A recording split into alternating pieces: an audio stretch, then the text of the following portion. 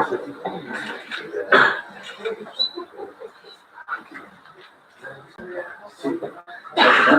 so I put them on my computer.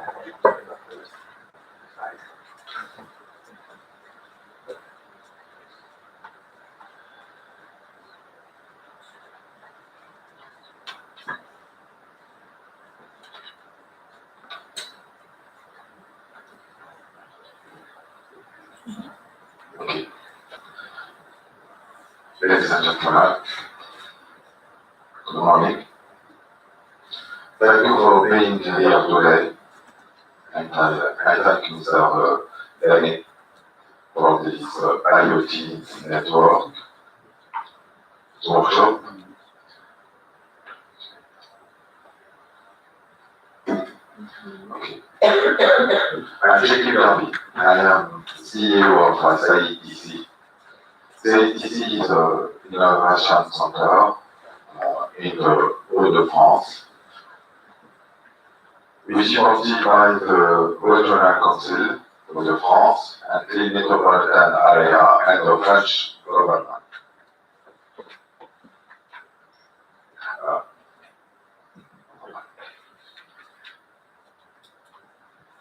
We are involved in different projects, and we are founding member of IoT Alliance.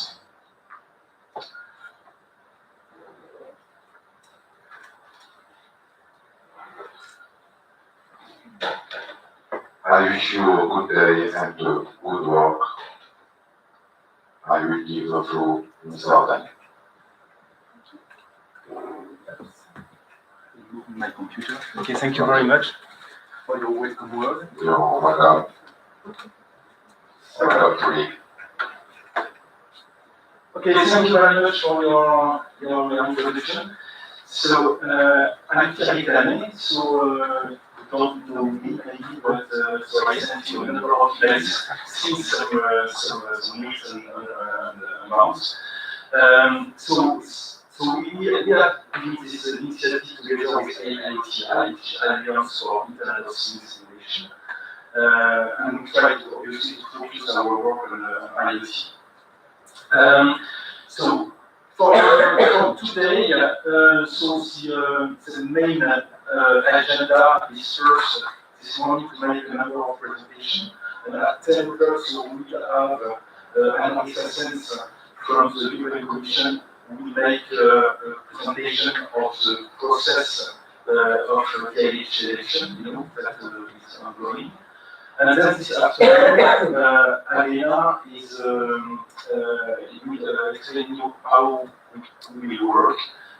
So we want to have a working session in order to get a common agenda, I would say, of the follow-up of this initiative.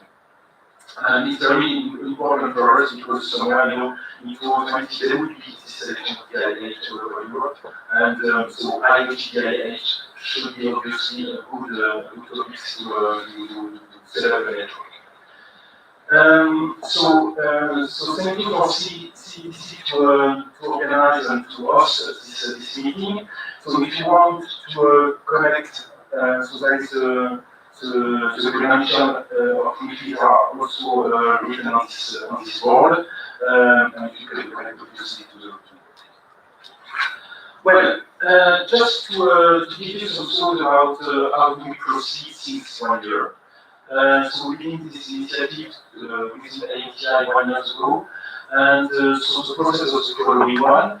First, there was this IoT catalog which was developed by the Commission and a number of small projects that Maurice will present to you, and which we saw that somewhere 273 of them are claiming to address IoT. So within discussion within the API, we decided to contact them and try to see if there is a common interest to work together and to set up such a network.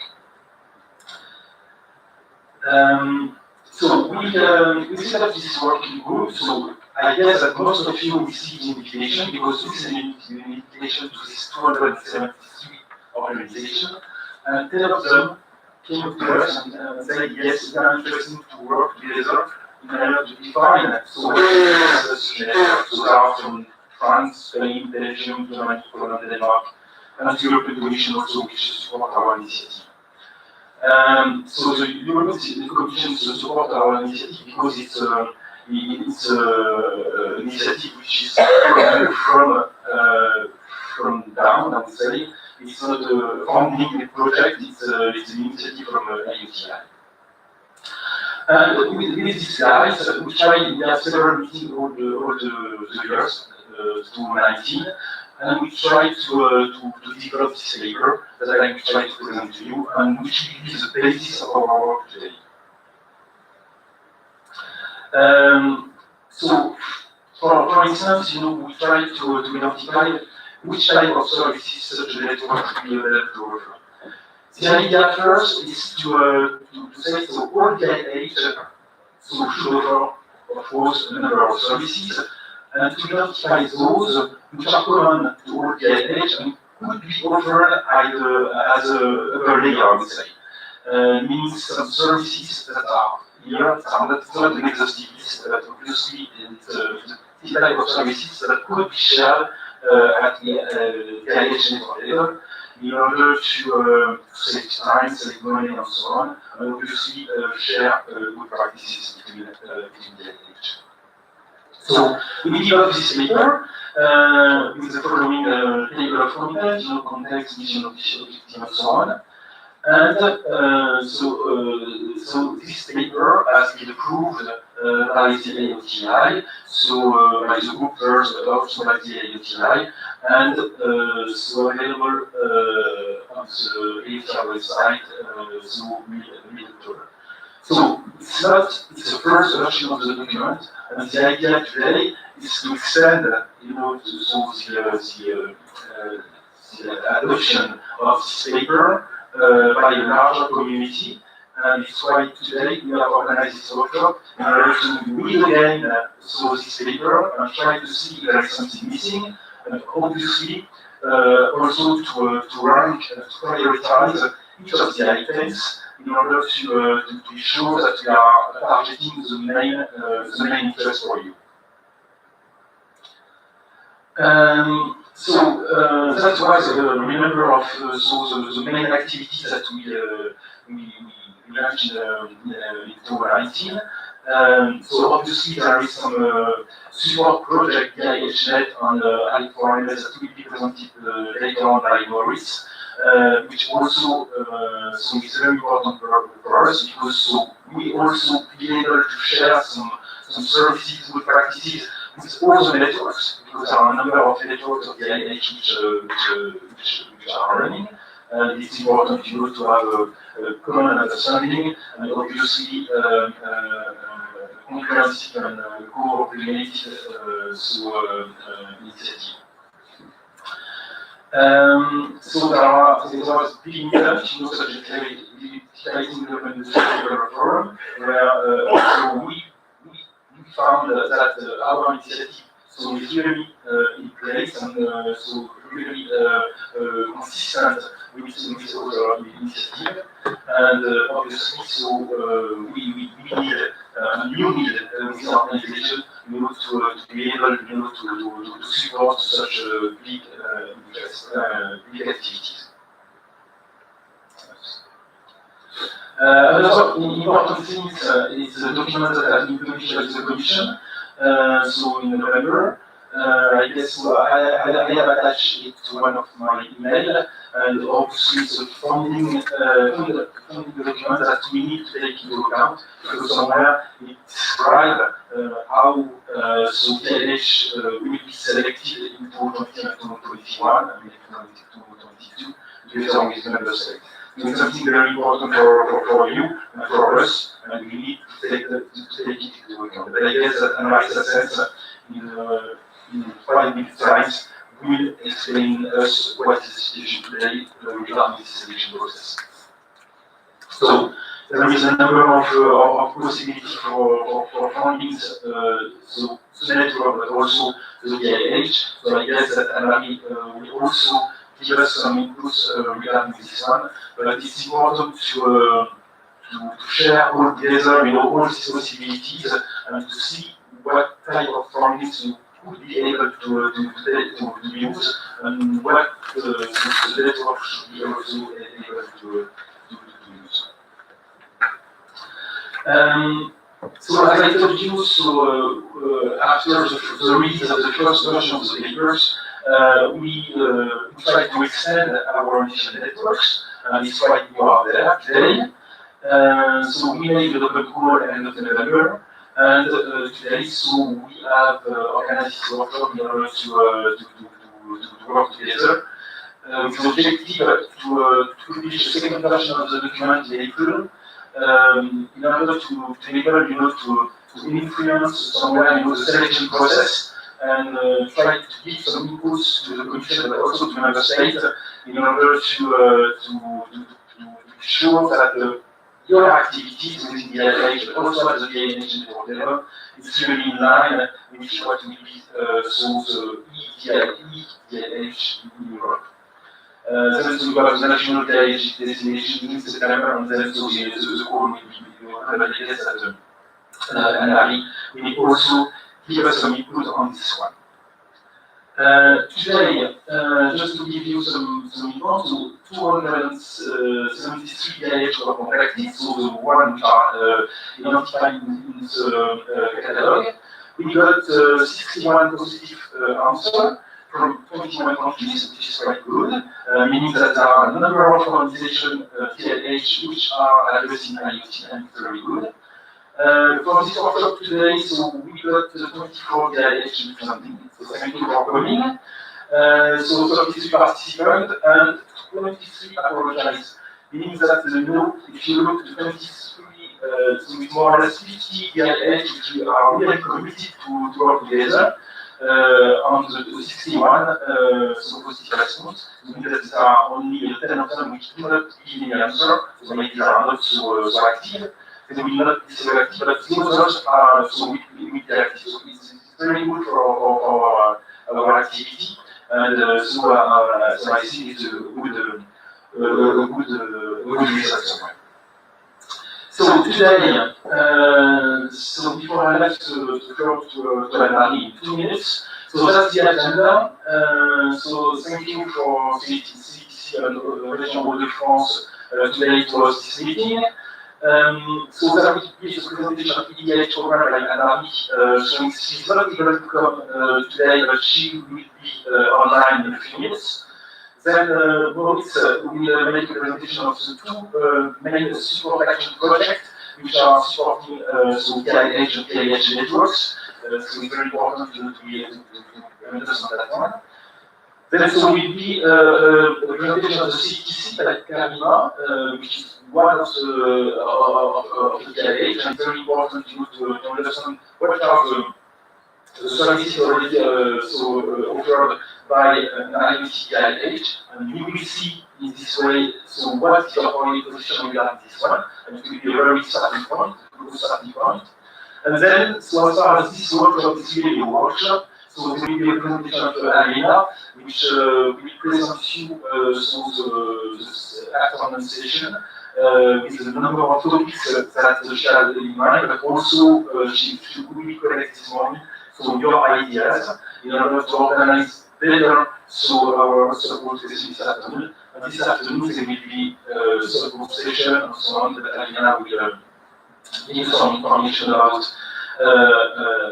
this the organization of this one. And the idea is to close between 4 and 4 on the 4:30 with the main idea is to create an action plan, a common action plan, an action line, so able to make it happen, and we will be in line with the program of the European Commission. So thank you for coming again. I guess that it's 7 o'clock, so Anna should connect soon, I guess. So Anna, what is the situation? By the way, if you have any question, if you want to raise any willingness for Q&A session, so you can just give it some inputs. Waiting for Anali. Any question, any comments? Yes? Yes, I have a very practical question. My name is Stefan Heten. I'm director at Google. We are an institute in Flanders doing research mainly in food and agriculture. But we have a digital innovation hub called Smart Digital Farming. We are hosting it. It's an independent hub. But some way I missed this invitation. I got it to our partner hub, Flanders Foods. So how can I still get into your network? Because we're quite active hub. We're in smart agriculture, we're in IoT, we're in a lot of the Internet of Food and Farm, so we are very active and we want to work together. I missed some way the invitation. Well, so what as I told you is that we use the IoT DIH catalog to identify, IoT DIH. If you want to make a filter on the catalog, so you can filter on IoT, CPS, and so on, there are a number of criteria. And maybe your organization is not the IoT topic. Maybe you need to check. Is it the work done also by the GRC in the beginning? Yes. Okay, because we're in the Yeah, but maybe not IoT, so you don't take IoT. So also you have to check. Anyway, you need anyway, so you are welcome. You will be on the list as far as you are here today, so you will be on the list, and so obviously, so you can participate to this network program. It's open to everyone. Everyone is very motivated.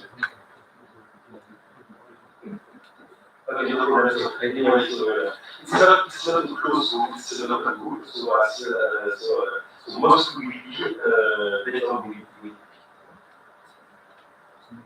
Okay, so we have the connection with Anna. Yes. Okay.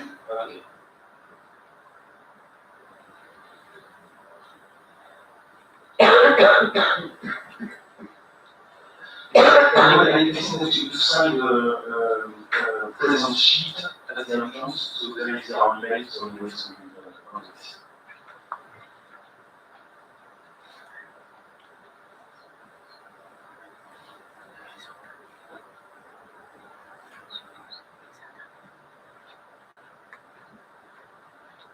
Okay.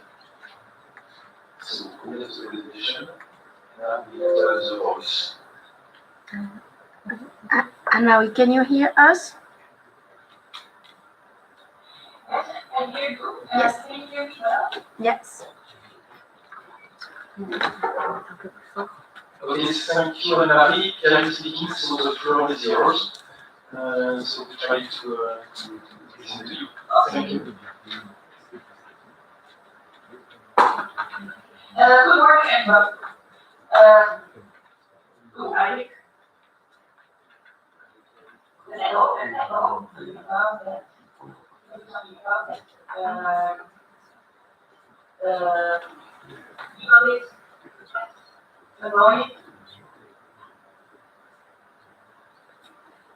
Can you maybe mute yourself? Yes. Or I can maybe just.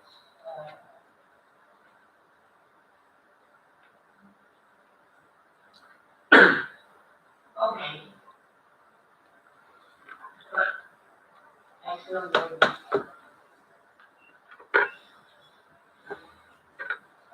I will try to move this again.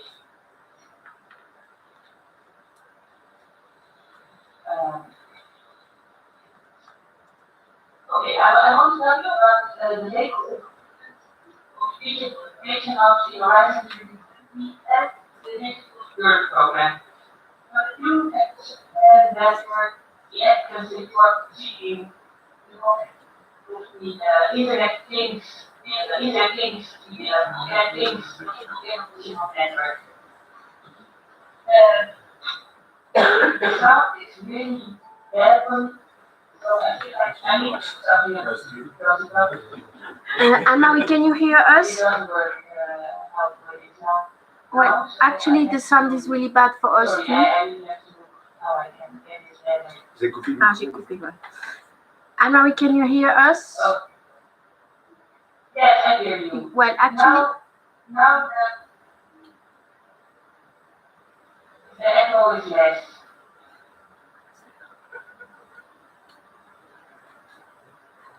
Okay, I think now I can switch.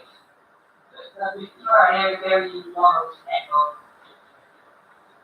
So, again, comparing, I want to tell you about the latest developments of the digital innovation hubs. Very shortly, they are analyzing energy and okay, now I think you need to mute here, so she Yeah. doesn't have the. Yeah, let's press the same one. There you go. you need to mute indeed.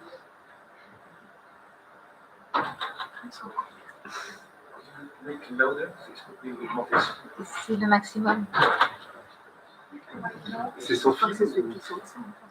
That's a good idea. Just to send a post that she can start. Good, I go to the next slide. I hope it works. Now I don't hear anything anymore.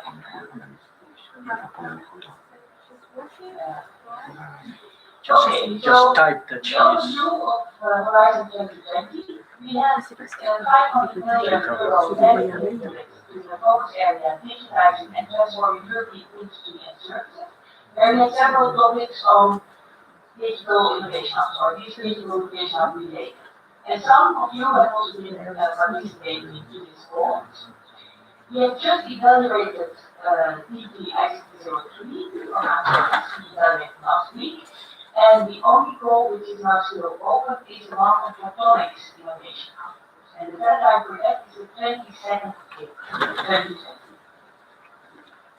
So no other goals are open, but many of the projects are running or they are about to run.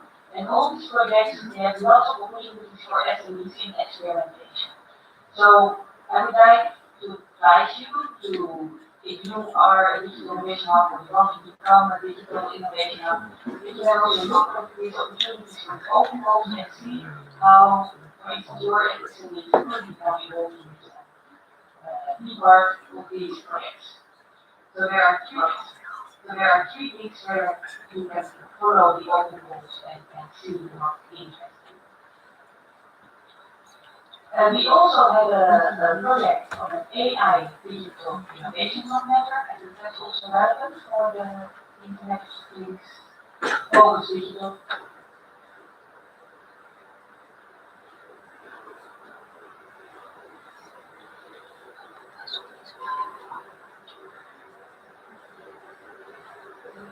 Make their training material that they use or they develop with.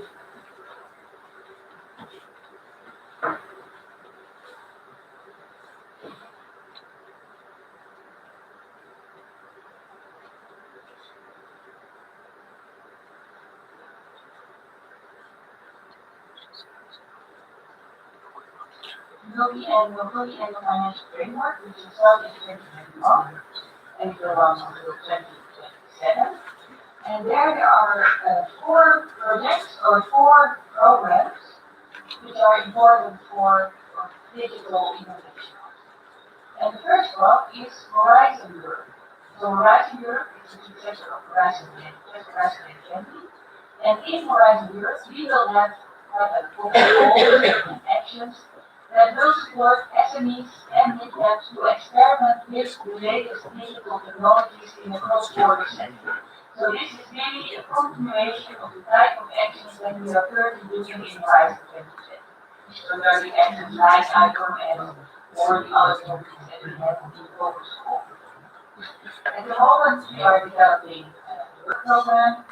It's really at its early stages, so I cannot give you more information about this than that we are planning to do this in Horizon Europe.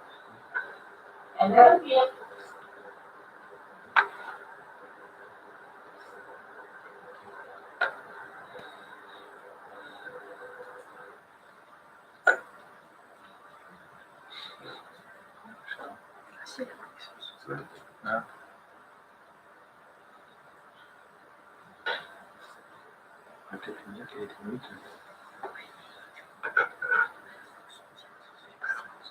available for AI well, for all companies to get benefits from AI, we need to have new infrastructure to increase the level of cybersecurity. And all these investments, they will become strong digital Europe.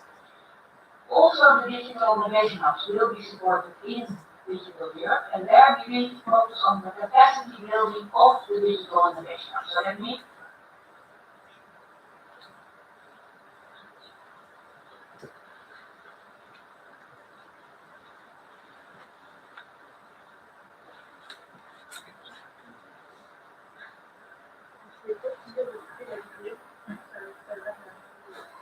Ah, couper la vidéo. Vous avez fait une connexion fidèle? C'est sans fil, là? Quand c'est sans fil, c'est oui.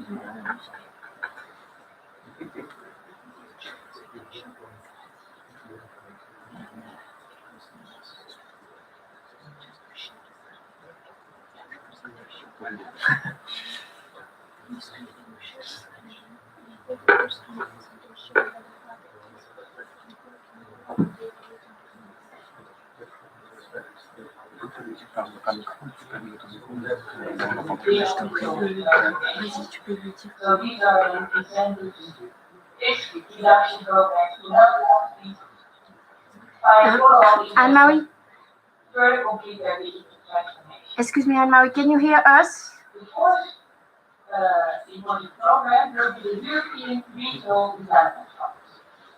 So these are the regional funds.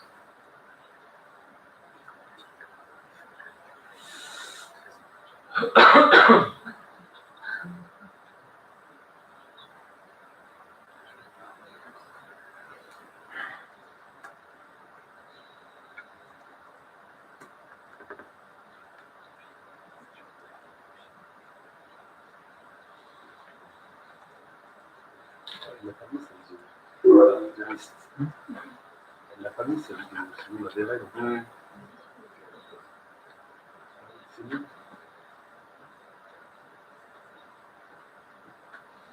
There are still some progress to make. Video conferencing system.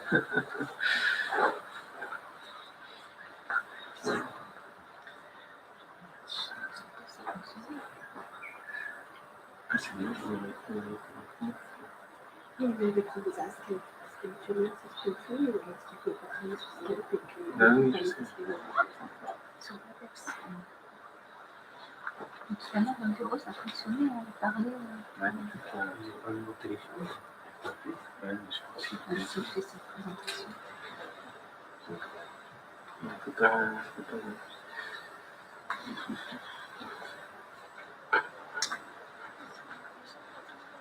So sorry for that. Le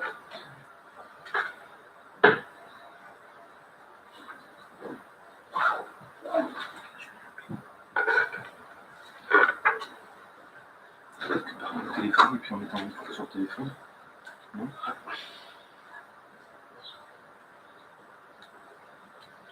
Téléphone, c'est une chose.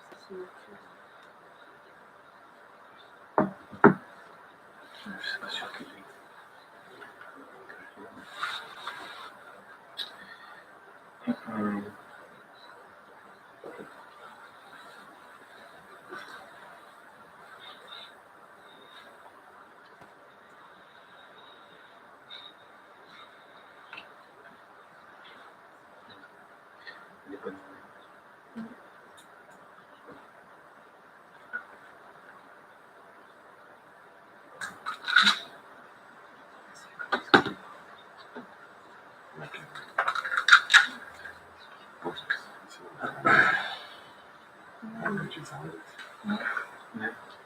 Et apparemment, dans le texte, tu as un gros. Il y a une possibilité de toujours un. Ouais.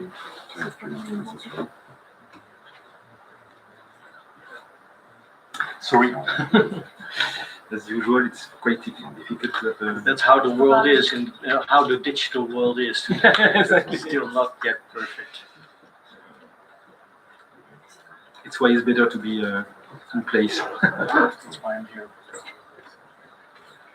Ok. Donc, alors, je vais se remettre au Ouais, et puis après, tu as un access code. Il faut qu'ils se voient sur le site. Je peux le faire, à la limite. Oui, oui.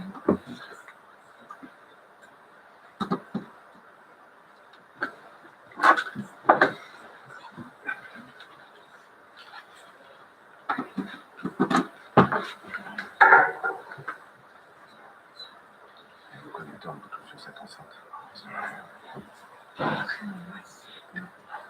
C'est une seule, ça. Ouais, c'est une enceinte. Il Comme faut ça, le vous connecter votre appareil. je vais séparer comme ça, tu m'as répondu.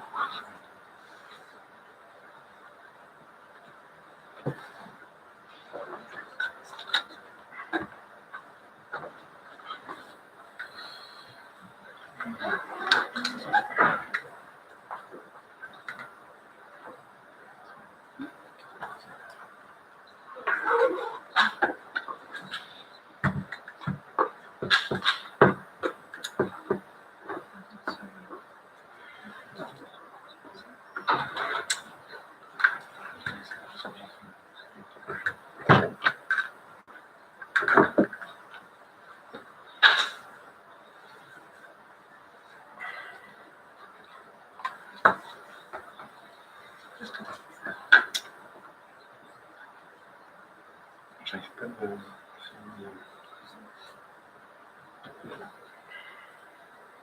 Je vais essayer de le faire. Oui, Donc c'est 0157 32 32 40. Après, tu vas un access code.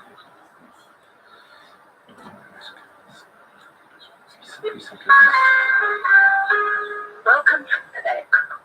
Enter your access code or meeting number followed by a hash.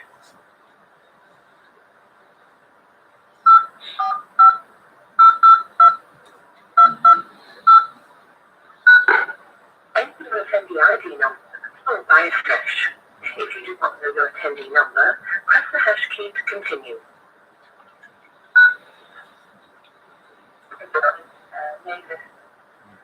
Public draft. C'est sur le Bluetooth. Par contre, il faut remettre le micro. Allô, Anne-Marie? Oui, oui, Non. Anne-Marie, we are trying on another way on the phone actually. So if you have just one moment, you can hold the line and we are trying another way. Okay, that's good. I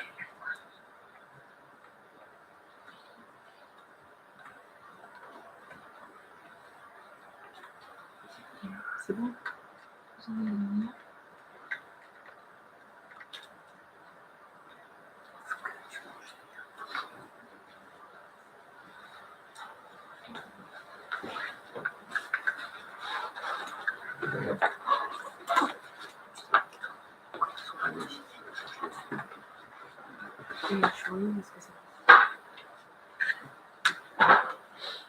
Okay, hopefully we'll succeed.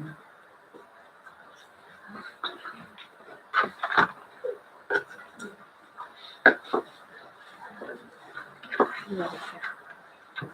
Parce que comme je suis en ligne, je peux pas être en Bluetooth. C'est rigolo. Là.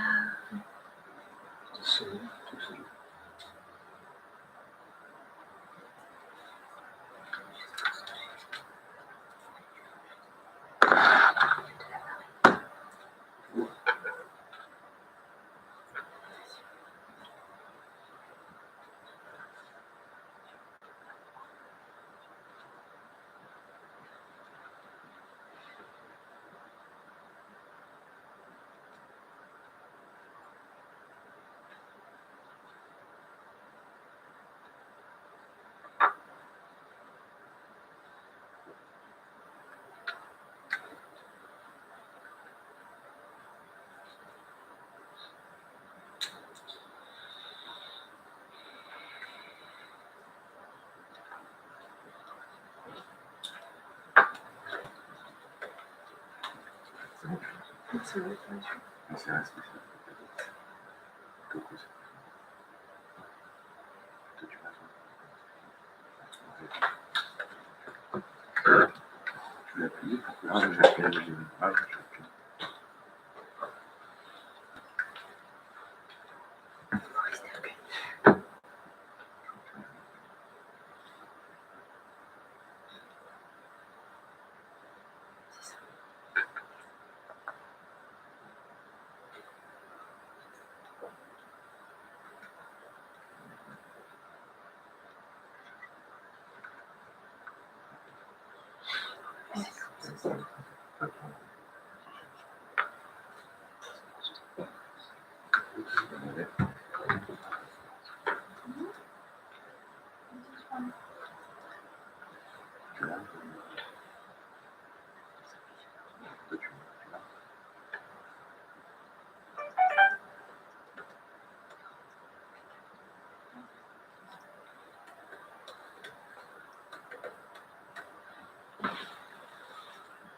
she's speaking in this book.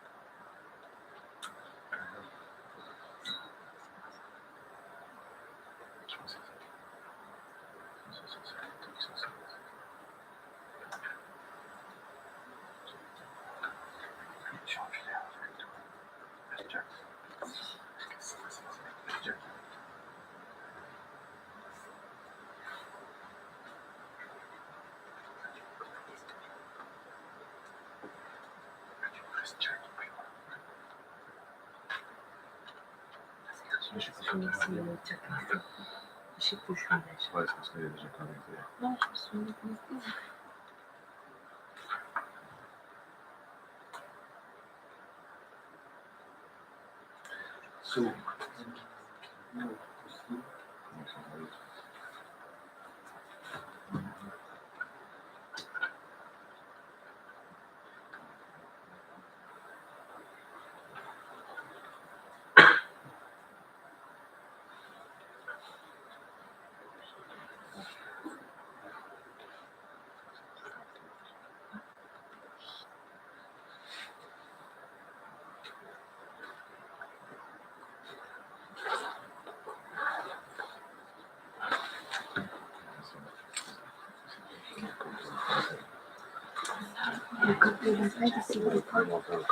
Suggested to have a Skype call with her. She cannot connect on Skype.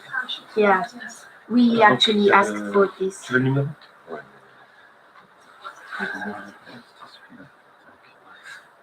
057 32 40.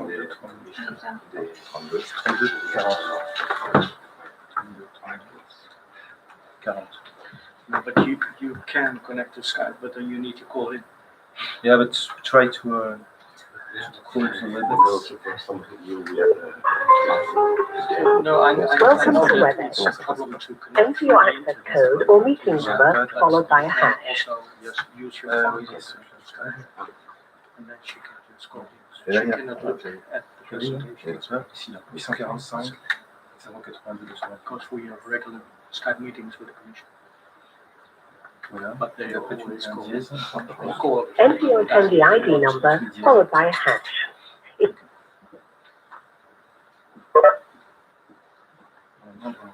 Anne-Marie, could you hear us? Oh, yeah, I hear you. Okay, so sorry for we have a number of problems. So now I think that we are well connected. So could you please so continue your presentation? Yes. Thank you very much. I will continue. Yes, so I just explained you the dates of the Digital Europe program, and now I go more into the content. So in Fund to Fund European Digital Innovation Hubs. That's how the Digital Innovation Hubs in Digital Europe program are called. And they have to provide technological expertise and experimentation facilities to enable the digital transformation of the industry and the public sector.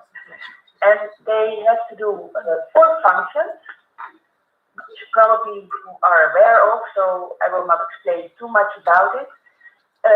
Test before invest. So they should help they should first of all to develop a vision for a company or a public sector organization, and then let that company try it out before they should really buy it and invest in it, so that they can do a return on investment analysis and really understand what the benefits are that this technology can bring to them. If that has happened, then the Digital Innovation Hub should help the company to find these follow-up investments. So, for instance, they should work with the local bank and bring the SME to the bank with the results of the experiment, so that the bank can decide whether or not it's worthwhile to give a loan to this company to develop the innovation further. Because most banks are very reluctant to provide loans to companies for digital investments, because these are intangibles and the risks are associated to be too high. So this testing and experimentation can really help to overcome this risk. The third function is around innovation ecosystem and networking. Companies, they are not innovating alone. There might also be good suppliers available in the region, for instance, startups or SMEs with good products that could really help the company who would like to use such a technology. And then also in this testing before investing, the idea is that the Digital Innovation Hub would involve users and suppliers so that they can test out together. And this will then also benefit, of course, the whole local economy. The Digital Innovation Hubs usually have a non-profit objective, and they are also there to help to grow this local ecosystem. If then such knowledge is not available locally, the Digital Innovation Hub can find maybe suppliers through other digital innovation hubs with which it's networked. And then the fourth function is around skills and training, because you cannot take up new digital innovation if the people in the company don't know how to work with that. So they would need to be retrained, and therefore the Digital Innovation Hub also has to work with local training providers. So the typical participant of a Digital Innovation Hub, it can be one single organization, but it can also be a consortium of several organizations that are collaborating together. There we would have on the one side the technology side, which would be the research and technology organizations or technical universities. And then on the other side, it would be associations or industry associations, clusters, innovation agency, incubators who would have knowledge about the innovation side and the business side, and they would be able to reach out to the target companies, to the SMEs. And those, they would need to form a consortium to be able to deliver those four services. Every Digital Innovation Hub that we will be funding should have a minimum of 50% co-investment from the own member state or their region. And it is possible to use the European Regional Development Funds for this co-funding, and the contribution of the member states, it can be in kind or in cash. So it can be that they have already funded or started a Digital Innovation Hub in a certain region, or they call it something else, that doesn't matter the name, and they would like to bring in that as an in-kind contribution.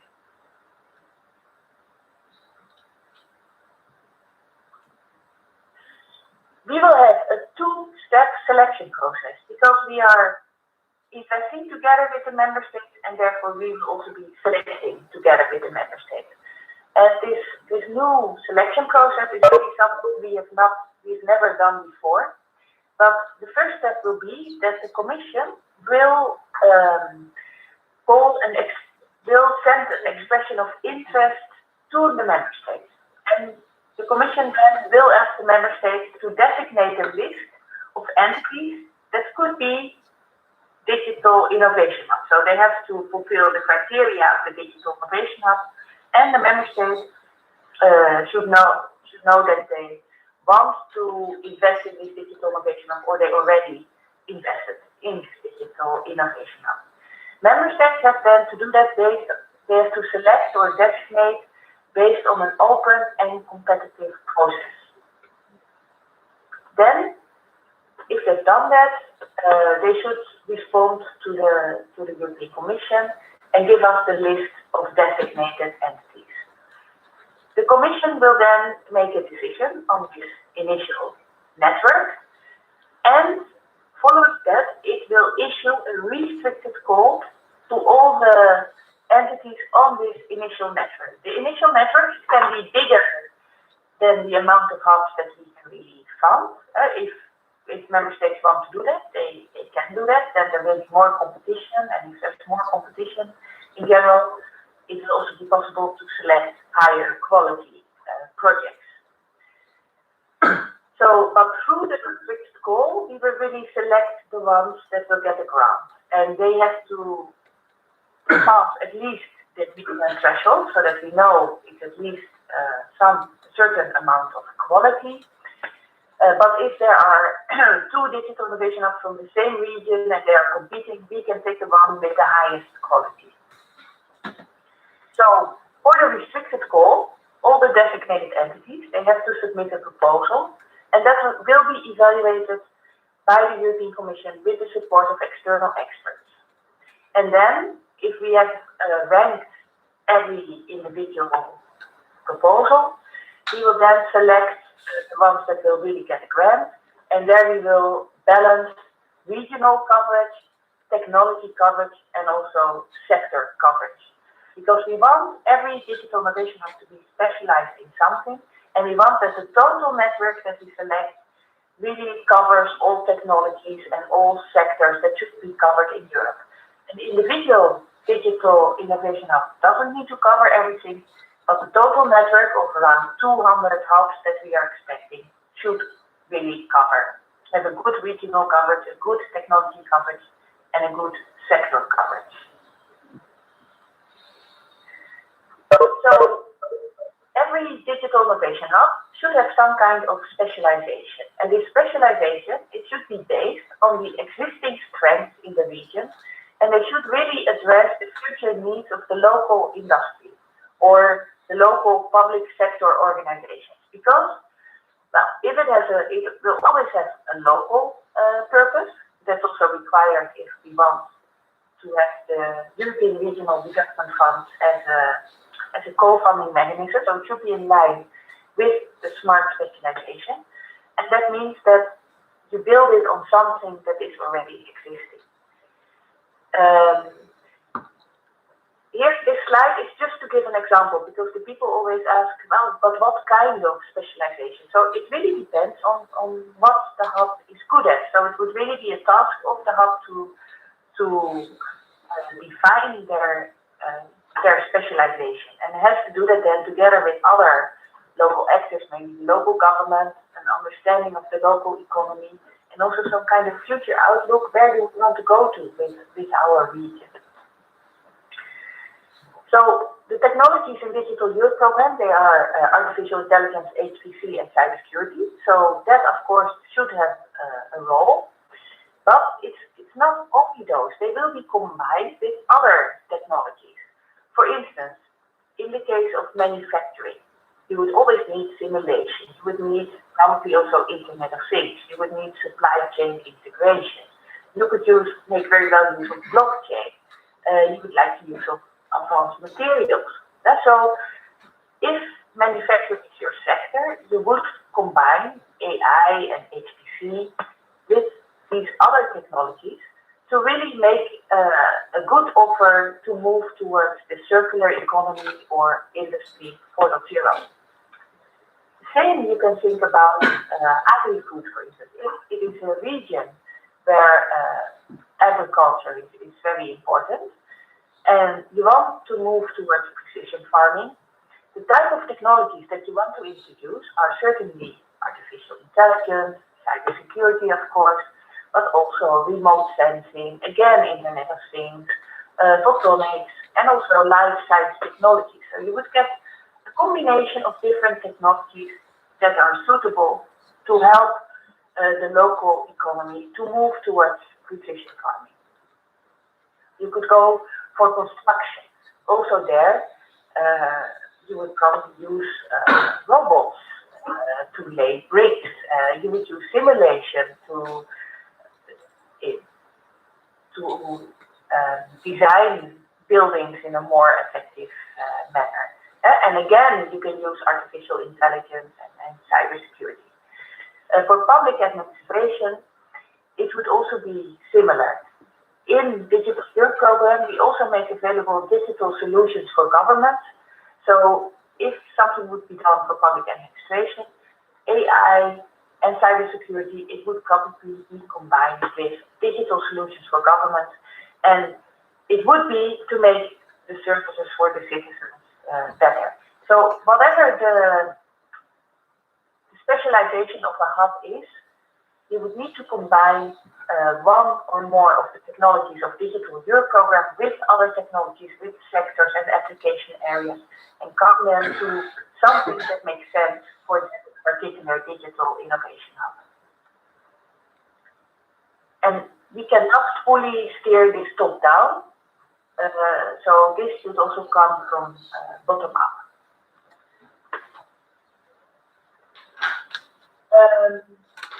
So I think now I want to explain something which is very important to understand how this will work in Digital Europe program. So in Digital Europe program, we are building up capacities in high performance computing, artificial intelligence, cybersecurity and trust, advanced digital skills, and then this digital public sector building blocks, for instance, in strategic objective 5. So you see those at the top of the slide, and it's the task of the European Digital Innovation Hub to diffuse these capacities, make sure that they are used by public administrations and SMEs and mid-caps. So you see that at the bottom.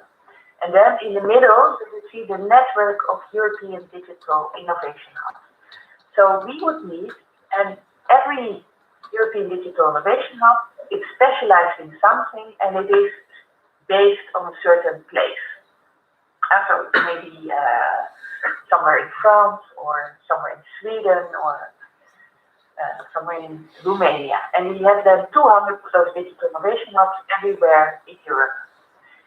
So all those digital innovation hubs, they really need to understand what are these capacities in the different strategic objectives. And in order to be able to learn that so that they can then diffuse that to their local economy, we will organize train the trainer events where, for instance, the specialists from high performance computing will train the digital innovation hubs who would need this knowledge. They will train how they can use the supercomputers that are being bought or procured in strategic objective 1, and what are the APIs, how can SMEs access this, and the specialists of the high performance computing centers, they will train the digital innovation hubs about that, so that then the digital innovation hubs, they can then together with their SMEs make use of this. So these trainer events are really important. First of all, for the digital innovation hub to understand everything that's available so that they can then include them in their offer and they can then bring that to the local economy. On the other hand, the digital innovation hubs, they are working with the SMEs, for instance, to use a certain supercomputer, and they also experience what the problems are, or they understand. So they can then also give feedback to the specialists about their experience so that the offer can be improved.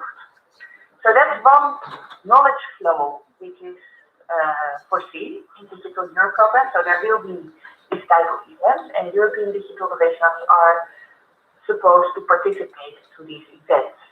Just like on the other hand, the projects that are of the different strategic objectives, they are also obliged to participate to these events and to train the hubs. And then the other knowledge flow, it is between European Digital Innovation Hubs, because they are all specialized in something, if then one company from the region would need something which is not developed in the region, but it's maybe another region in the same country or in the neighboring country who has that expertise, then it is the idea that the hubs would really work together to support this one company, so that we also get a transfer of expertise between the hubs. Everybody gets specialized more, they can really focus on their specialization, but they can also learn from others, maybe the things that they can learn, how to approach a certain problem, and that way you get better. For the SMEs, it will really have the advantage that they can get the best help. It's not their own hub who helps them with everything, but they can go to the most specialized hub in that area and get the help that. And then also work, for instance, with the local economy. Maybe in that region there are also SMEs who would be very good suppliers of that type of technology. Work with them so that we also form European value chains of SMEs, and that they can work with good suppliers, but also if there are good suppliers, that they can find more user companies who could use their products, so that we get European value chains based on SMEs in new areas. And so this is really the main European added value of working in the European Digital Innovation Hub. And the Digital Innovation Hub alone, supported by its region, could never get such knowledge transfer, such expertise as what is now foreseen in the Digital Europe program. So with that, I want to end. So we really think that this network of European Digital Innovation Hub and the fact that they are part of Digital Europe program will bring European added value to local digital innovation hubs, and we also believe that this will trigger lots of local investments. So we will have exporting and importing of digital innovation hub excellence. So because there is this specialization, and then if you need something that you've not been specializing in your region, you can get it from another digital innovation hub.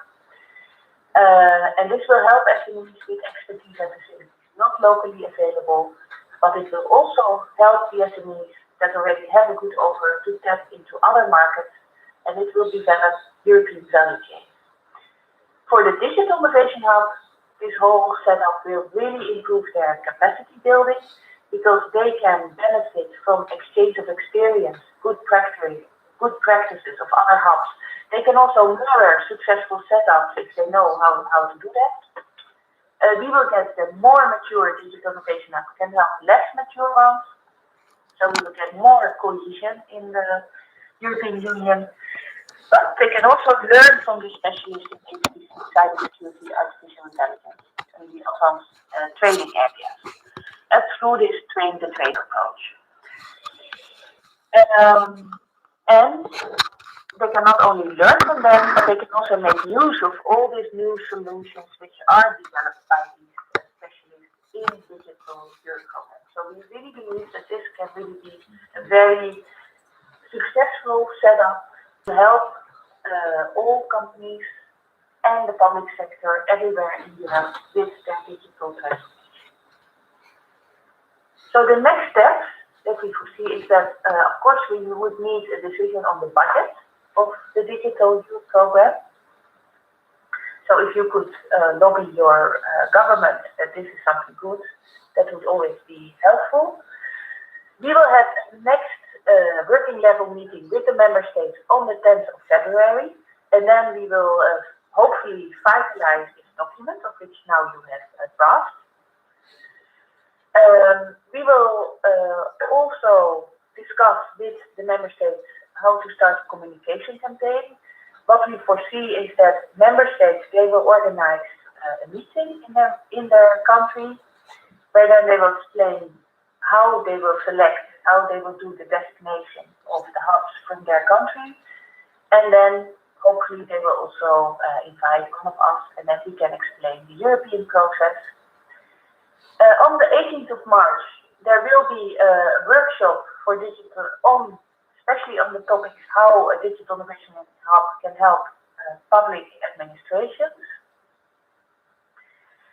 And what we then also foresee is that by August 2020, the member states, they should designate their European Digital Innovation Hubs to the Commission, so that we can open the restricted call somewhere in September 2020.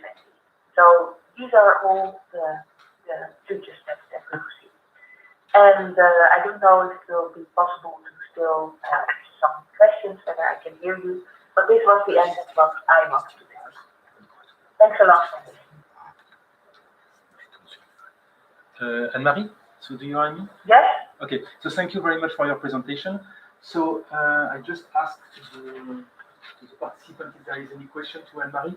So obviously, so we have some difficulties to understand you in the beginning of the presentation, but I guess that most of the information that you pass will be after. So I think that it's clear for anyone, but so we have some question to you. Okay. Hello Anne-Marie, can you hear me? Yes, not so good, but please try. This is Olivier Chavrier from SS Cluster in south of France. I have a question on the global organization of DIH.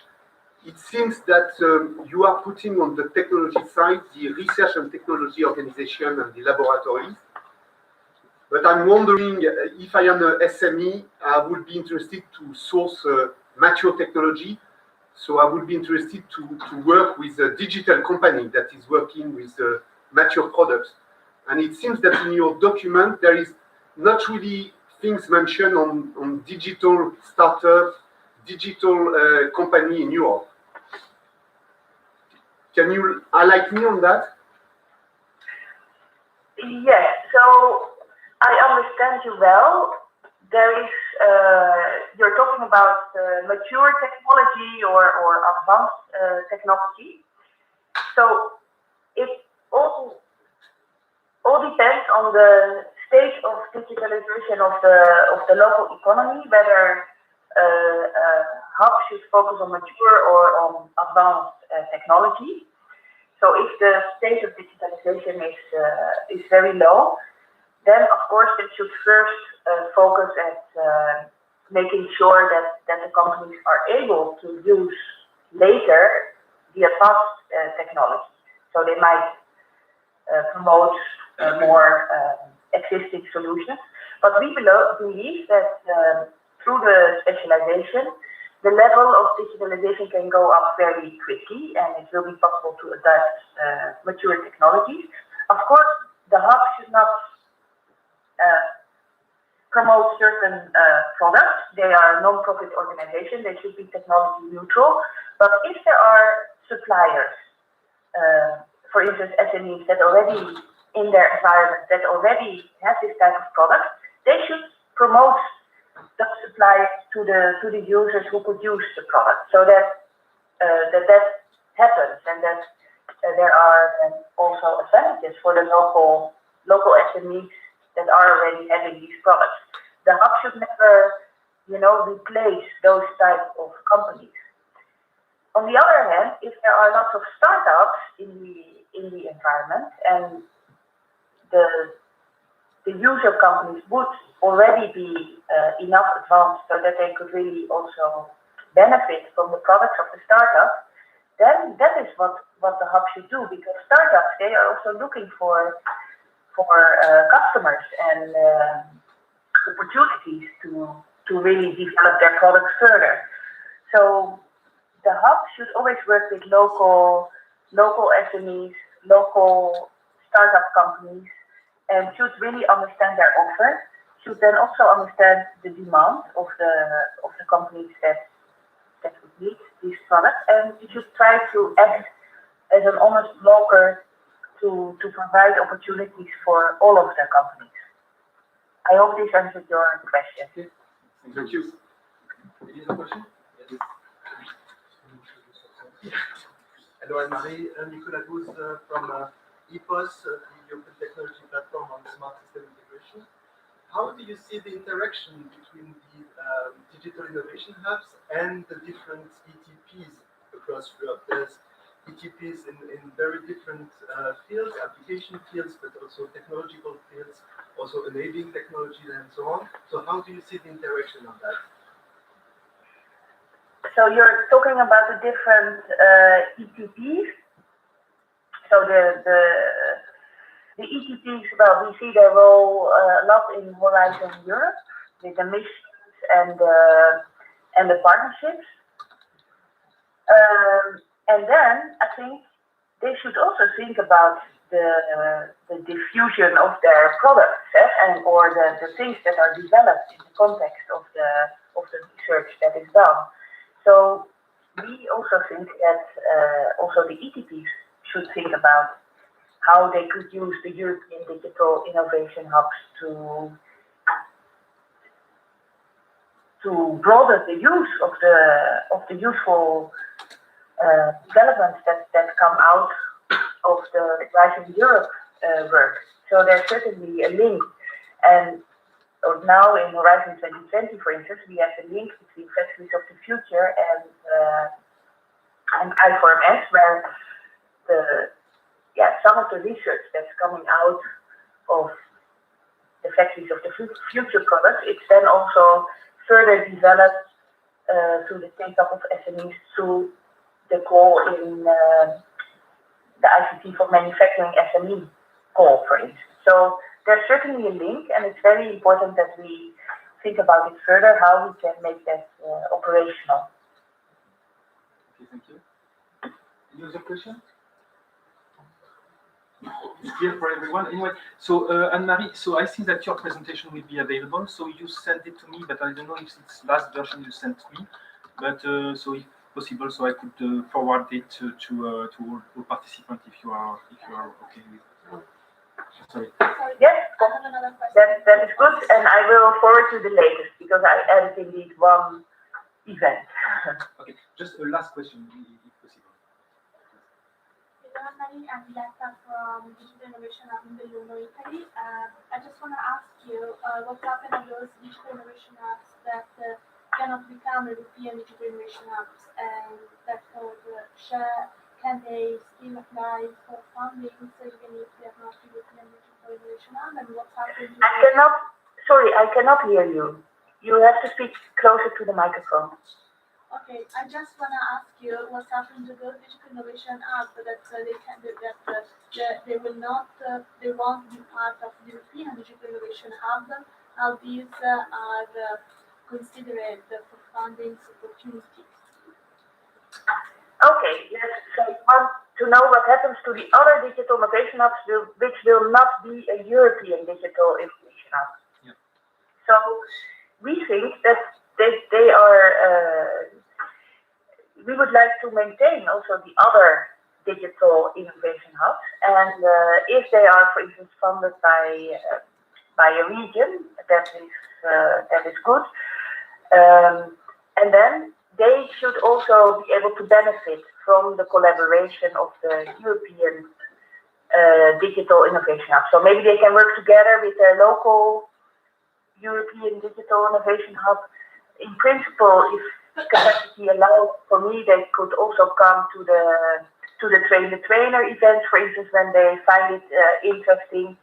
But then it should be at the cost, at your own cost. But I do think that in principle we want to be very open, and this knowledge sharing, it's really very important, and it will not be restricted only to the European digital innovation hubs. Other digital innovation hubs should also be able to benefit from that. Okay, thank you. That's important. Okay, so yes, last question, because I think that we are.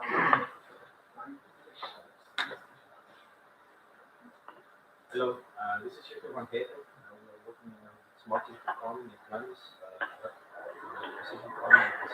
This I cannot hear. Sorry. Can you hear me now? Yes, better. Okay. Can you hear me? Hello? No, I don't hear you.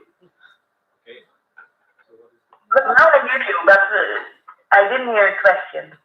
Okay, I didn't say the question yet. I was introducing myself. I'm from the Flanders Digital Innovation Hub on Precision Agri-Food, Smart Digital Farming. And my question is the following. If we would be selected as a European Digital Innovation Hub, we also have private actors around us who are doing also services that look like the services that Digital Innovation Hubs provide. How are we going to avoid that we, with funding, get in competition with private initiatives? So indeed, the Digital Innovation Hub should not do what the private sector is already doing. You should do the things which they are not doing, and it's really that's really important, because I was also trying to explain that with the previous question. At the moment, there's a big market failure in uptake of digital technologies by SMEs, for instance. So large companies, 53% of them are highly digitized, whereas only 20% of the SMEs are highly digitized. Whereas all these technologies, they are available, anybody could, in principle, use them, also the SMEs, but they are not doing it. So there is a market failure. And that is where the Digital Innovation Hub should focus at. Why are they not reached? And then they should, if then, for instance, it's because the SMEs aren't aware and they have to do more events, that's what the hub should do. If then there are local suppliers who could really help these SMEs already, the hub should just involve them and not try to replace them, make an offer of themselves, which would be very similar. But then it can involve the local economy, and then these suppliers, they can work with those SMEs, which, for instance, they were not able to reach before, but now the hub has helped them to reach out to them. So you should be very careful not to crowd out the already available commercial offer, because we need that, of course, and we need more commercial offer on everything. And the hub is just the mediator, the broker, who will try to help that process growing. So you could then work also with the local suppliers, understand what they do, understand what their problems are, why are they not doing certain things, and develop with them an offer that would be useful for everybody. Okay, thank I you. hope that helps. Okay, thank you very much, Anne-Marie. So I think that will be closed right now because we are running out of time. So it's very, so we have some technical difficulties, but I think it was very important to get your message. So now today, so we will try to work on the network of IoT DIH, as you may know, and obviously, so we will update you about the conclusion of our workshop and see how we can, so work together with you and see how to proceed to make it happen. Okay? Yes. Okay. Thank you very much. So please also work with your local governments, because they will be the ones who are designating. So that's my message. Also work with them. Yeah, of course, yeah, obviously. Okay. Well, that could be done. Yes. Okay. Well, thanks a lot and good luck with your event. Thank you. Bye. Bye-bye. Okay, so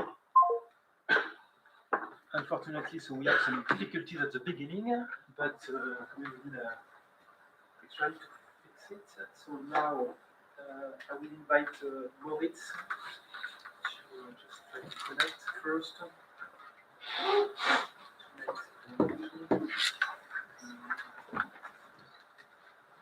Well, I have to connect. Yeah, you can start. Yeah.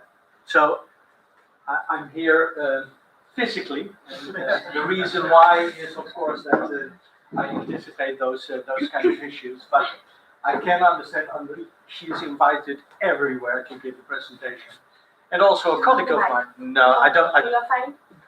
Do I need a microphone? No. Well, it's maybe for viewers we saw me move. No. La présentation, je pense que non, c'est bon. Please, I will try to stand up the camera. Yeah. Yes. Okay. It's perfect now. Okay. Well, I'm okay. gonna ask them if they can hear me Okay, well, okay, and good, we'll good. see how we proceed then. So I'm here physically, but Annemarie is of course asked everywhere to give these kind of presentations. I also have got another colleague of mine, Michael Caracedo of the IFRMS Go, who has the same problem. So what we did was that I take over some of her presentations. Perhaps you can start with the other presentation first. Oh, IFRMS, yes, the IFRMS presentation. So I take the responsibility to give you some inside information about the IFRMS also. I am a member of the regional advisory board of the IFRMS, so that's why I know a little bit about the project, and I can also share you some information about that.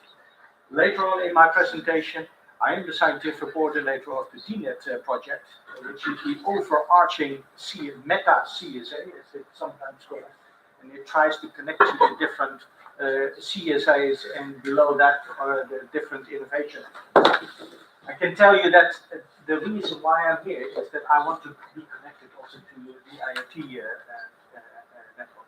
That's an important issue for me, because from the DNet perspective, we like to get involved in those networks, try and find out how we can help them, and what kind of services are needed from them, and how you can help us. So that's the reason why I'm here. Thank you for the invitation. So I think you've got a clicker. I don't know if it's connected to my computer anyway. No, but I think we can.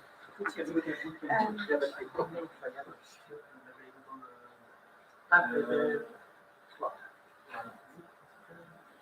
Well, maybe you can. Oh, yeah, because that's a letter.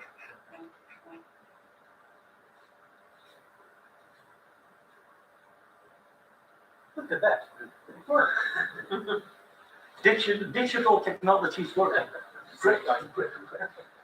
So IFRMS. IFRMS started, I think, even in 2012, 2013 already. So it's a long-going strategy of the European Commission to support ICT for the manufacturing SMEs. That's what it stands for. So it's about manufacturing, digitizing manufacturing industry, and focusing on helping SMEs. That's what it is. And this picture is always shown. So I'm sure most of you are aware of the Rogers S-curve. It's a wonderful curve, very often used, and it's old, but it still works because it clarifies the message. So it's not about the innovators, and that's also what Annemarie Susse just said. It is about the early adopters getting, and even because the IFRMS is shifting towards that's the second target. So it's going to the early majority to help the early majority to digitize. Focusing on SMEs. It started with SMEs, by the way, and it's now also addressing mid-caps. Well, that's the kind of stuff they do. That's the target audience. It's about providing access to competences, technological solutions, and mentoring. And also it has the ecosystem kind of building kind of mission there. And it's providing quite a bit of money to SMEs. And that's, of course, interesting for you because as you are a representative, I think, mostly of digital innovation hubs. Is that the case? Who's representing digital innovation hubs? That's quite a bit. That's quite a bit. So those digital innovation hubs can make use of the course provided in the IFRMS, underneath the IFRMS umbrella to help your SMEs. I'm afraid that there's not going to be a lot of money in it for you, but it is for your SMEs. I think one of the things that last week we had a kickoff of another project, the Bowie project. Aiga is also there, one of the partners in the Bowie project. So what a surprise to us is that there's an overwhelming amount of innovation actions there. And those innovation actions, how to make use of it to strengthen the European digital innovation hub community, that's an issue to be looked at. And we're looking at that, how you can make use of that kind of money also to help your SMEs. We're trying to find out business models, what kind of business models there are. But that's for the DIH presentation. The I4MS has, at this moment, 4 innovation hubs up and running. I think the READY is the most important one for you because it's focusing on IoT and CTS. So that's very much in your area, I would say. But there's also the cloudy manufacturing, which is focusing on HPC and cloud manufacturing kind of stuff, helping SMEs to use that kind of technologies to improve their business. Amable is about additive manufacturing. So it's about laser, but also about especially design of additive manufacturing kind of solutions to SMEs. And then there's the logistics I4MS, which also I think has parts of the IoT in it, focusing on using digital technologies to enhance logistics. At this moment, the call which is open is of Amable, which has a deadline of the 1st of March, and it's of course additive manufacturing. So, is it the last one? I think there are going to be some other ones also coming. But for the others, sorry. For the others, Also, yes, yes. But I don't know by heart which deadlines, how many are there still, etc. But they are not at the end of their. I think there's still some ones that are expected to be opened. So, but I4MS has still, I think the last call went on, and especially also the Smart Anything Everywhere is connected. That's also interesting for you. And the commission started in 2012 with I4MS, I think, 2012, 2013, and then very quickly also the Smart Anything Everywhere strategy came up, where the I4MS is about the manufacturing side, the Smart Anything Everywhere is about more the product side, and they're merging now also to one entity. So I could have given the presentation. I guess on the I4MS website, you could be able to find out so also. Yes.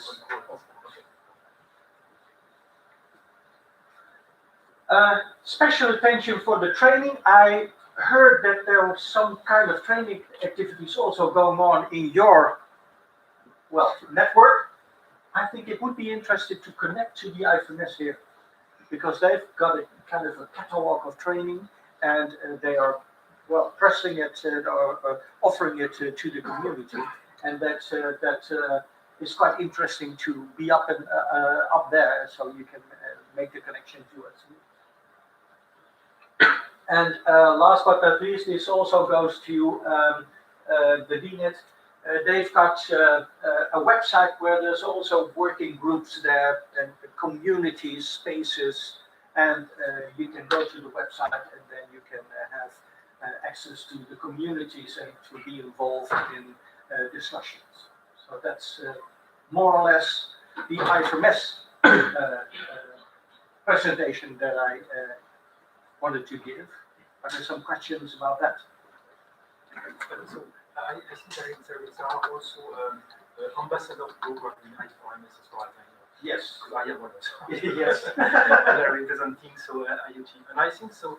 It's also a good network to share some good practices and so on between different types of technology. Yes. IoTI is focusing on IoT, as you know, IoT for many verticals.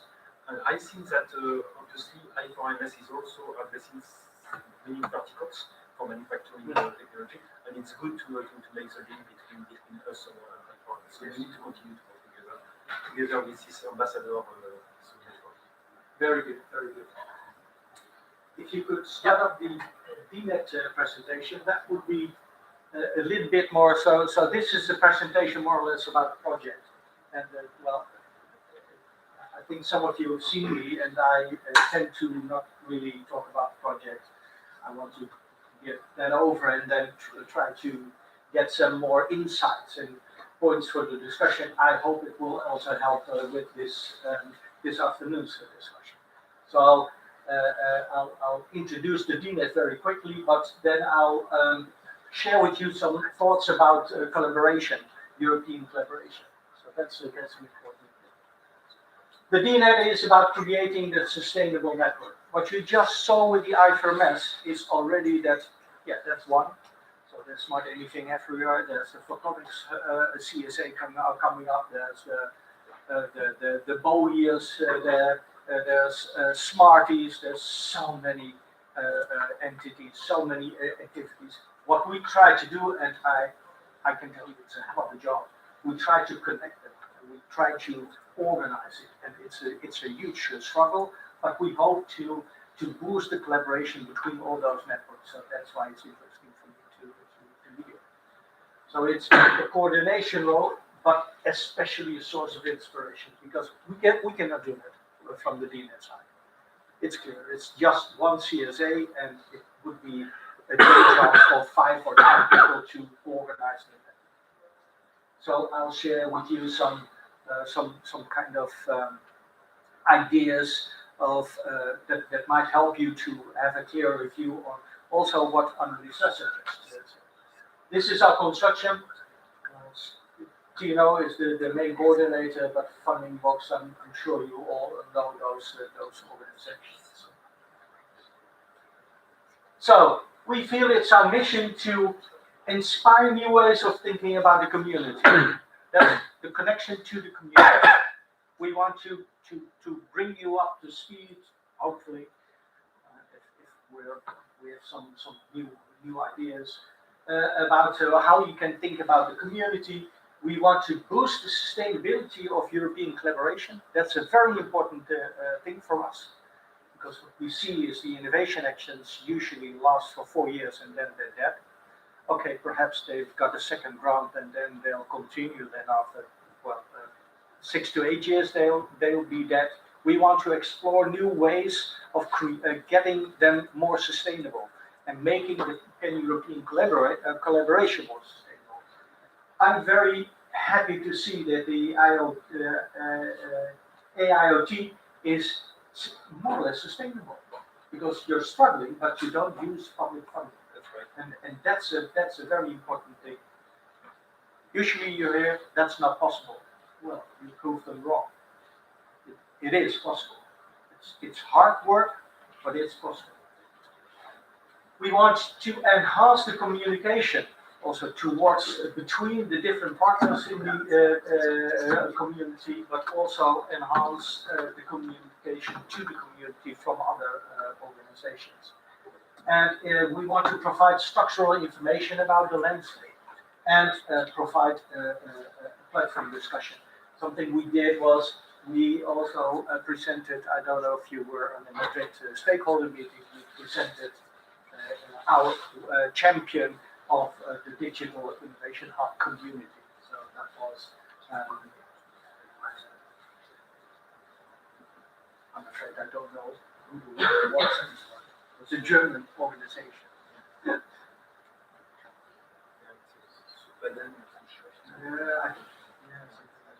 Excuse me, we do have a question online. Okay. Anna Barros is asking any news from phase 3 on IFOMS? To be honest, no, because I'm not a representative from the Commission. Mm-hmm. So I think it's not clear. I know that IFRMS stops by the end of February, but it's not clear when the new one will start and which course consortium it is. These are the work packages. I think it shows what we are doing. So we've got an initiation, but we are looking at smart specialization, how to deal with that, because it's interesting to see smart specialization, but smart specialization is not about, okay, I'll do this, you'll do that, bye-bye. No, smart specialization is to create a better Europe. That's what it is about. And then you need to align the specialization. So what we see is that it's very hard to organize smart specialization because everyone wants to do everything. And that's it. If I ask about smart specialization, I also ask you to say, what are you not going to do? And then people start being silent. So we've got an issue with smart specialization, I think, and that's something we are exploring right now. It is about setting up platforms, setting up the communication, just as I said before. It is about that. So that's this. Those are the two things. By the end of the presentation, I'll give you some insights on that. We are also dealing with the catalog. I can tell you that the catalog is a difficult thing. You all know the Digital Innovation Hub catalog. I'm sure you've got all got some issues about it, because what's the added value and what is the quality of the innovation or information that it is in it, how to improve that, how to keep it up to track. That's something we are now thinking about, because we know that we need to boost that activities. And we've upgraded it in the last year, but still we need to get to the next phase of the catalog. So that's one of the work packages. And then there's a work package focusing on exploring business models. This is about the sustainability of the network. These activities will go and boost the network and create sustainability of the network. That's what the DNet is about. So that was the discussion about DNet. And now I want to focus on content, because that's more interesting for you this afternoon. I'm sure. It's also connected to the mission. We want to inspire people. Well, let's hope that I can inspire you. Why is European collaboration important? It's about improving the competitiveness of the European industry and achieving European leadership. That's the main mission, and it's connected to the heart of the European Union, of course. And then what you see is that you've got a kind of a import and exporting kind of function there. We've got expertise in one area, and they can use it in another area. So then you come to one of the critical things here. If I ask you, what's pan-European collaboration about? I'm sure, because I've asked this quite some times before, you also, we can export our expertise to other areas. That's what smart specialization, European collaboration is about. We want our export, what we're good at.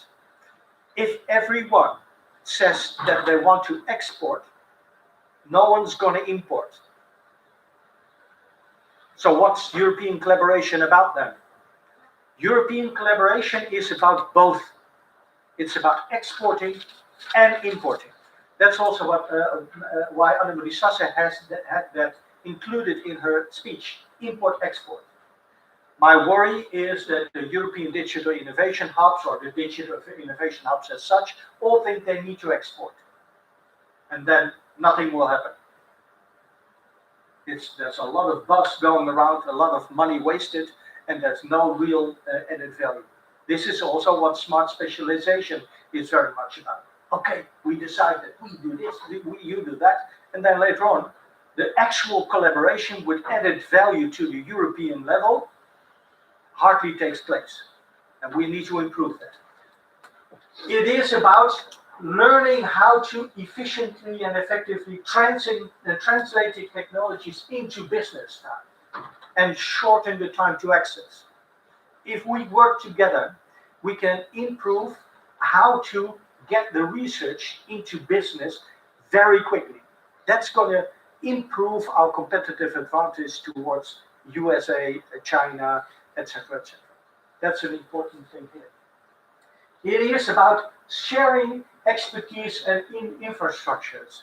This is about, if you've got something very valuable, costly in one area, do not duplicate it in another one, but start using those budgets for other means. You need to align those. Because if you are creating that, I've seen some interesting topics, interesting things going on. That on bio-based, there's a huge infrastructure built in one area, organized it to serve the regional level. After a few years, the regional level was addressed. They went to the national level. 2 years later, the national level was addressed, and then they compete on the European level. And then they compete with exactly the same technological infrastructure and expertise with other areas in Europe. And one of them fails because the market is not big enough to support both. So then there's a fast depreciation of public goods. It's just a waste of public money. It's really the same for us, if I may. In IoT, so we are registered somewhere in 30 or more than 30 platforms already exist. Obviously, one DIH could not be able to offer 30 platforms because it's too costly comparisons. So it's very important to share our platform between different DIH. It's something that we need to organize in our network. Yeah, that's a very important element, but the problem is about business models. Yeah, I'll come back to that a little bit later on, because this is all about business models. And the business models behind this, everyone says, oh, our added value is this. That's what the business models is about. No, the business model is the balance between this is our added value and this is how we're going to get paid for it.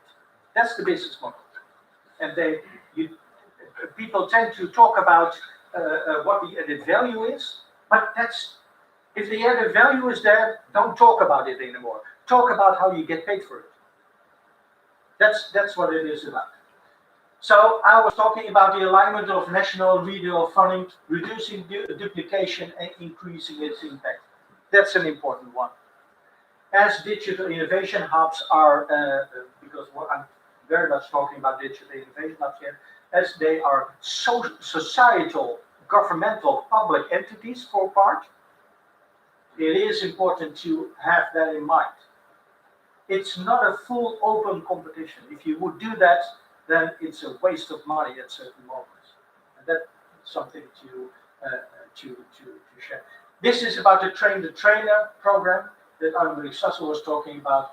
And this is an interesting one, because what I see is that digital innovation hubs usually are very much focused on the region, and they know how to create the regional value chains and the industrial networks.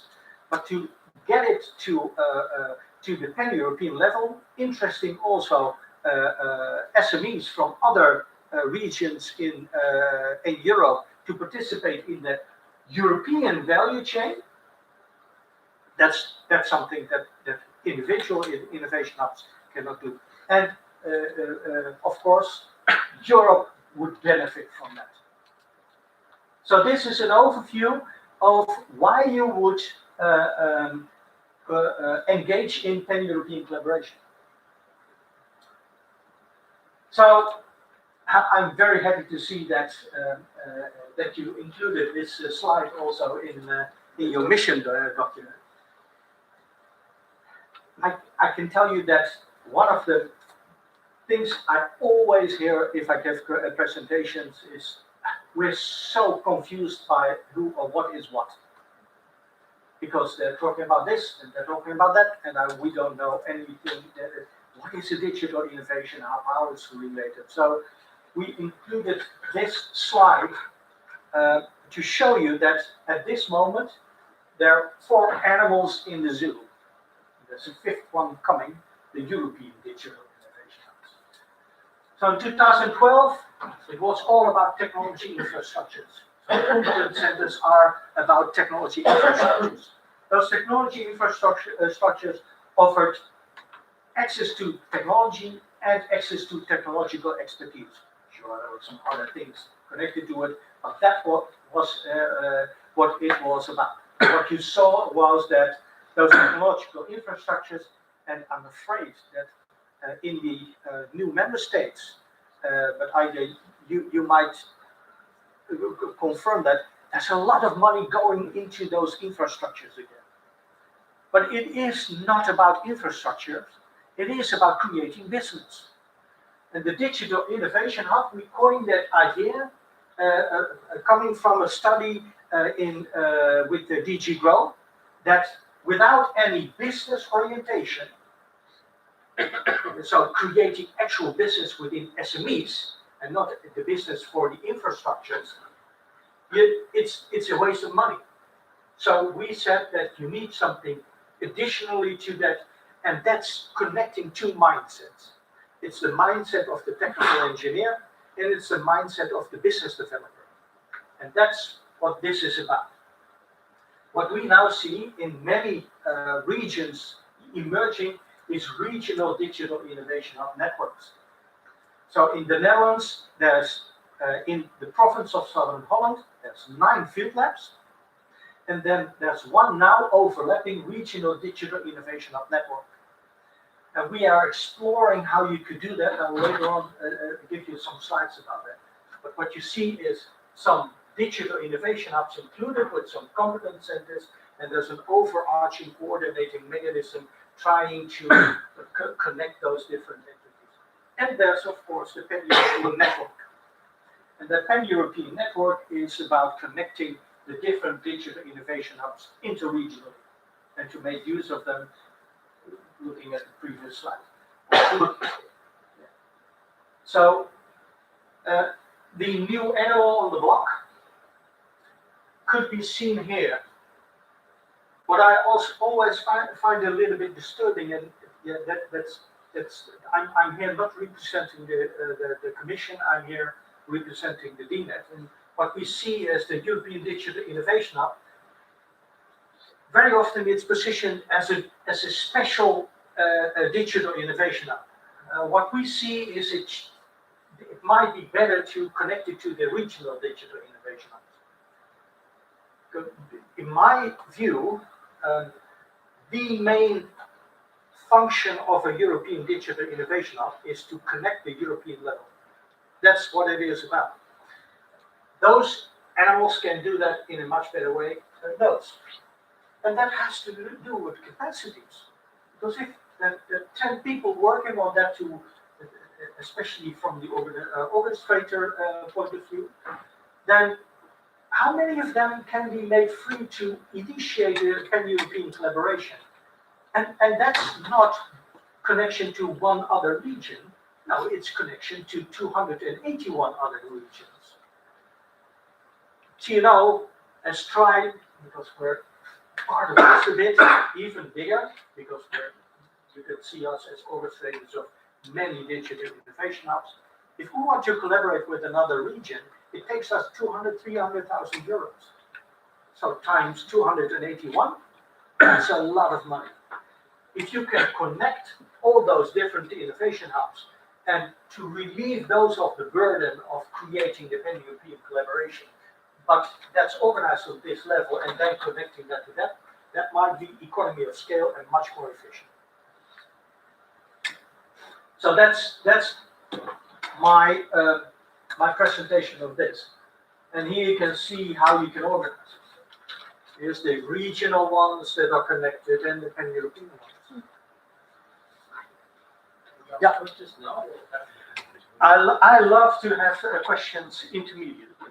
Well, going back to your previous slide. Yes. I like the idea as a concept very much.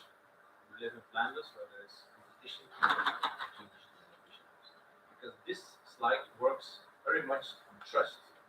It means that I have to trust a regional digital innovation network that they will bring a certain actor to me. I'm afraid that is not the case. Because digital innovation hubs, for instance, in Flanders are semi-private, are funded half by the Flemish government and half on own funding. So it means. But that's this. Yes, it means if, and also if the digital innovation hub wants to, for instance, our institute hosts it, helps it with some services, but it has to earn its own money from the market, which is a good thing in my idea also, because it pushes. So he needs to set up innovation projects, and he's scored, the persons working there are scored in as many innovation projects that they are bringing to their fund. Exactly. Yeah. Because the Flemish fund says, here is 300,000 euro for a digital innovation hub, bring me back 10 times the money in innovation projects. So that the money I spent, I can say to the people, we spent on innovation, but we brought back Flemish tax money by all these SMEs that are paying taxes. This digital innovation hub in Flanders has it very difficult to trust another hub in giving him, giving his door, his input to a network. It's something we see everywhere. Of course, we work and we're like in Flanders, we say conculega's, and you understand it because you're Dutch. But there is a competition, and sometimes having the feeling, and we are also very active in the Smart Agri-Hubs project, you probably know, we are sometimes forgetting that it's about competition. Flanders Foods, for instance, and even if they were here, I could say it, they send me here, there is trust between us, but there is also competition, because when it's an agri-food project, we need to find a way for the limited amount of money that is available in Flanders. So how are we going to bring that in? Because this is trust, and I like you a lot that you say it's about the business model. The business model and trust are two things that you don't match easily into each other. No, I totally agree with that. I think the competition is between those. So if you look at this, it's between those. Those can be competitive. On the regional level, what the regional level needs to do, they need to coordinate things.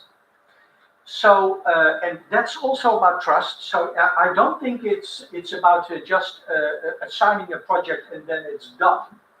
It's a long way, and you need to gain those trust.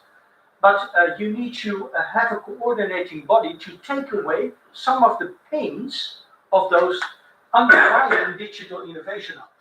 And if you take away those pains and you show that there's some benefits in sharing events, for example, or sharing information about the different services that you can offer, making sure that competitive things are addressed on a regional level by the regional government, that they understand that you need to do something about this strong competition where there's capital destruction. That those kind of mechanisms, those kind of things need to be discussed on the regional level. And you're totally right. This is a conceptual view. Making it operational is a hell of a job. And I'm not saying that you have organized that in a year. No, and I also don't think that we will solve the discussion today. But we also should not push it aside and act like it does not exist, because also your competence centers they're funded again by the Flemish government. They're all pushed. Flemish government, I will talk only for my region, is sometimes more and more retracting money and say you have to be on your own. You're only funded partially. I suppose it's also happening in other countries. So these ones are also in competition, and I think that there are very little digital innovations that are not connected closely to a competence center. More or less, they are, in many cases, ours is 90% independent, but when there's a problem, it will be my institute, my department that will come with extra money. For me, the competence center is the core, the heart of digital innovation. I think we can have all kinds of other things around it. This would very much work if the digital innovation would be fully disconnected directly from the competence center, or connected with all of them. Because once they're hosted connected by all of course. I just heard the discussion about the private. I agree with Annemarie Susse totally, that you as a digital innovation hub should not get regional or governmental money if you're competitive against other private organizations. I, as a former policymaker, would say, okay, that's out. Then you don't get any money anymore. Because then you're competing with a private entity that's dishonest competition. But there are already unfair competition. Small emerging private actors. I think that we want to Luxembourg, I think also a hub that is trying from a private way to play the role of a digital innovation. If then you come with Flemish money and European money, that's not fair. You blow them off the market. That's not fair. Although we see in the Netherlands, we've had an assessment of how well field labs, because in the Netherlands, the innovation hubs are called field labs, how they act, and what you see is that private participation is improving the success of a field lab. But maybe I'm wrong, but I understood that so the European Commission will be able to fund only one DIH per region. Yes. So meaning that somewhere regions should organize themselves, to make a network of existing structure or something like that. So that's the problem. That's a real problem, because what I see with for example, the specialization stuff. If you want to have a real specialized entity in one region and then also a real specialized entity in another region.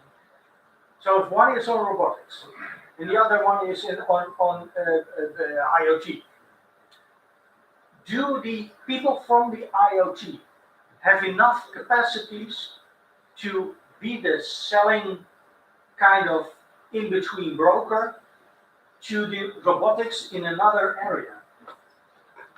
Would they have the interest to do that? I don't think so. I think they are up and running with their own business and having a hard time surviving, and then needing to make the connection to a totally different field of expertise in another region. I think that's going to be hell of a job. That's sure.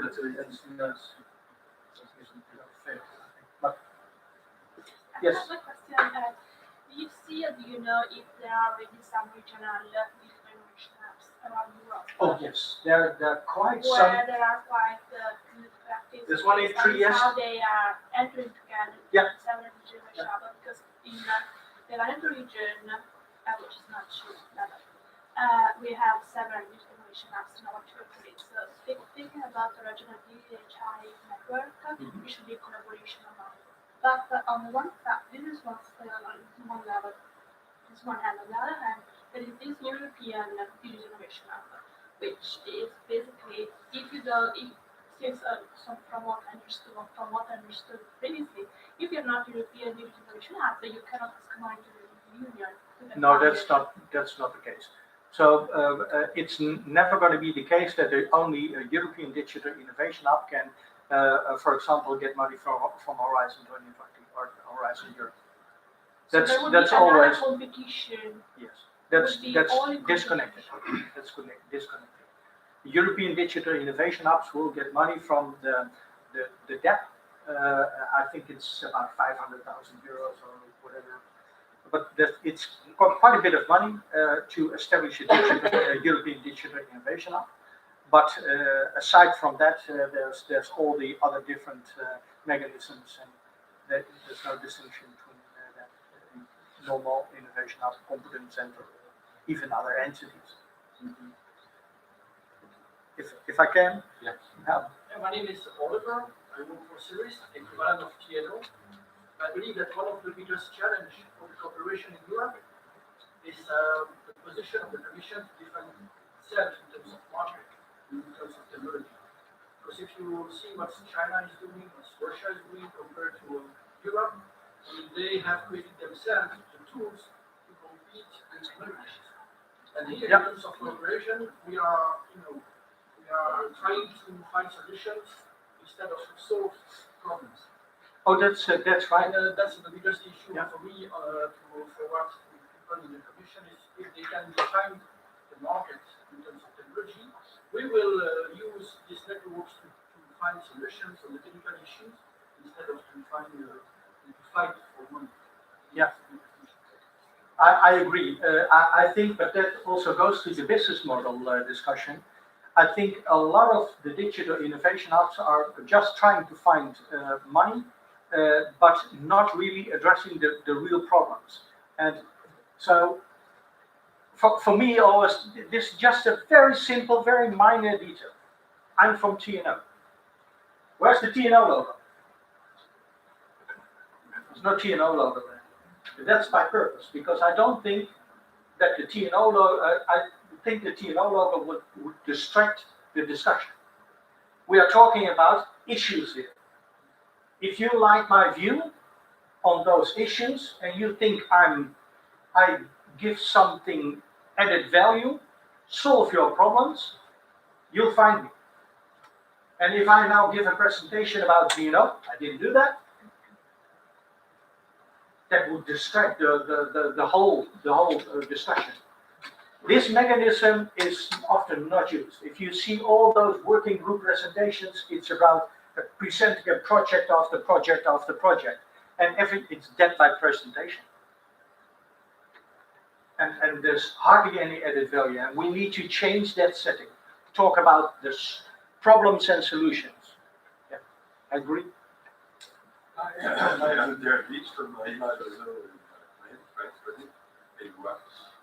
and my question is around the three technical topics: HPC, AI, sorry, and what's the last one? Security. Yeah, security side, which is where we're focused.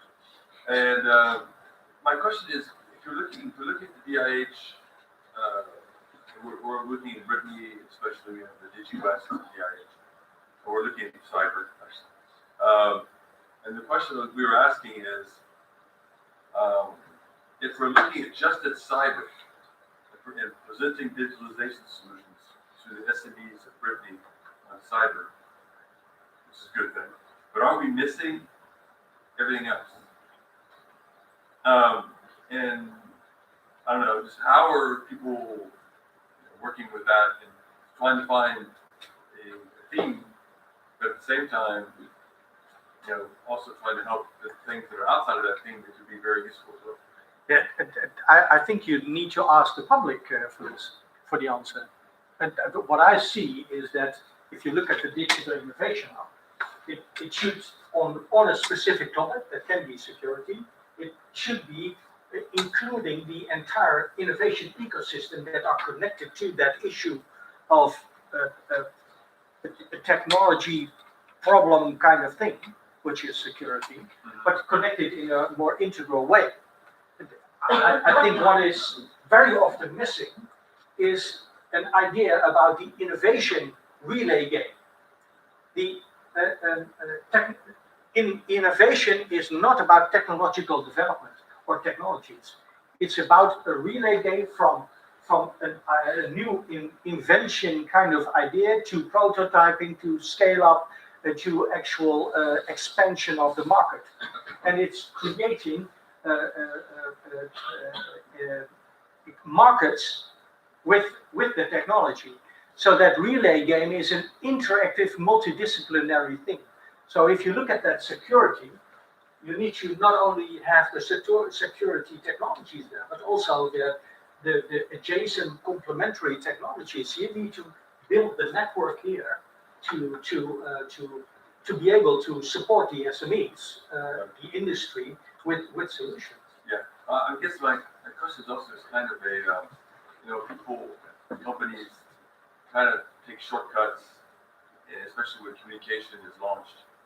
And in our case, let's say we go with our cyber focus, we launch the DIH with that communication, or maybe IoT involved with cyber. We launched, so someone who needs an AI, or someone who needs data is just going to say, "Oh, that's not for me." That's the problem. Yeah. So I mean, is there any way to get around it?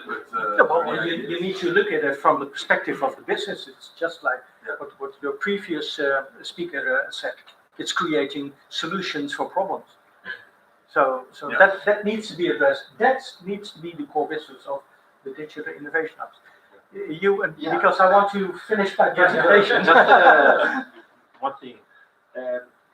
You mentioned before that the competence center often at the after of the Digital Innovation Hub, and I think that maybe this is part of the problem because this is a competence center usually at universities, and so they end up selling university services, and this is not really the job of Digital Innovation Hub.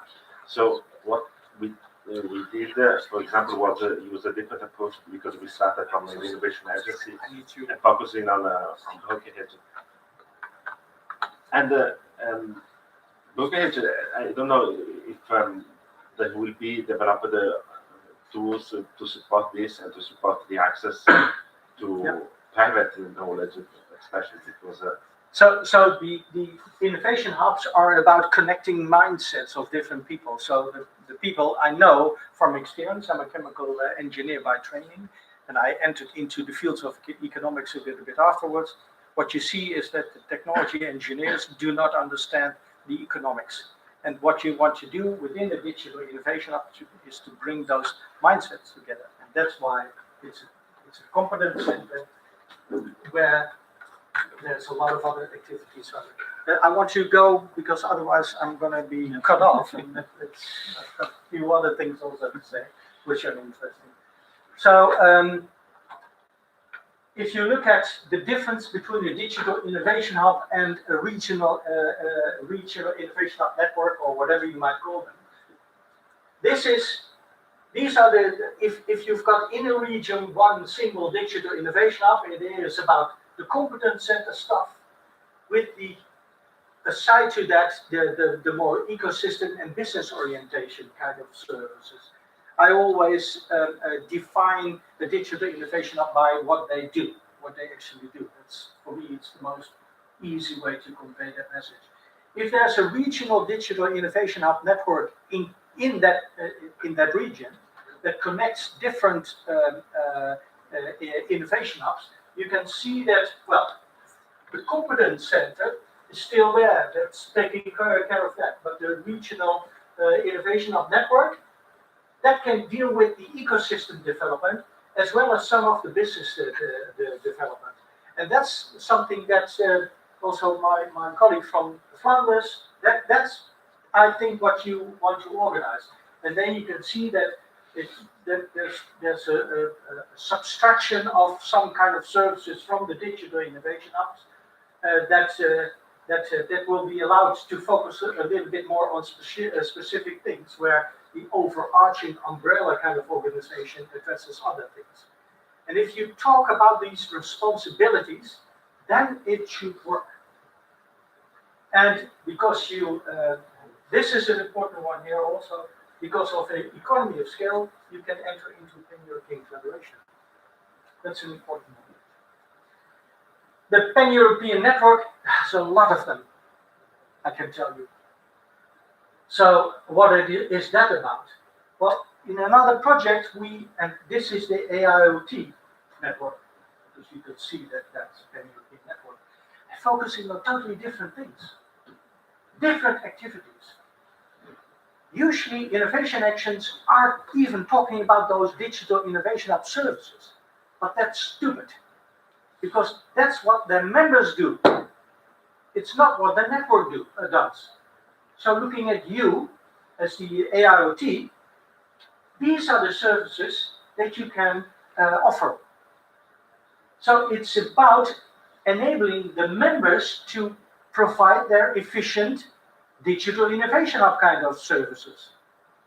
And you can see a marketplace, awareness creation, etc., etc. And I also always like the pan-European Innovation Fund, because that's a mechanism which attracts quite some interest there. So that's something, and by the way, don't forget the skills.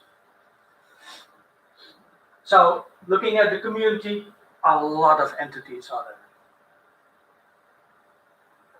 And we can see 3 levels.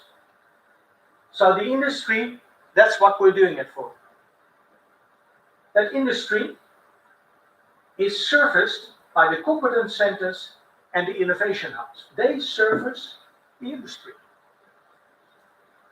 And then there's the regional networks that are out there, that are connecting the different dots on their regional level.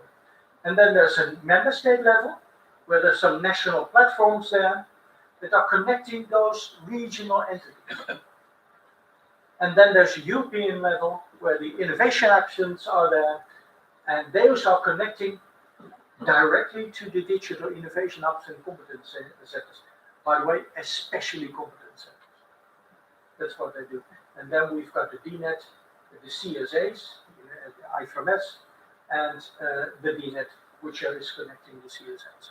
So this is an overview, a layered overview of how you can organize things. It's a beautiful concept. It's very difficult to make it operational, but this is what we're going for. And just to clarify this, because this is also something that's very often forgotten. So you've got the pan-European level, you've got with the European networks, the national level, the regional level with its animals in the block, and those are dealing with the SMEs. So the pan-European networks, agnostics, industry-focused areas, that's where I think the IoT is also there.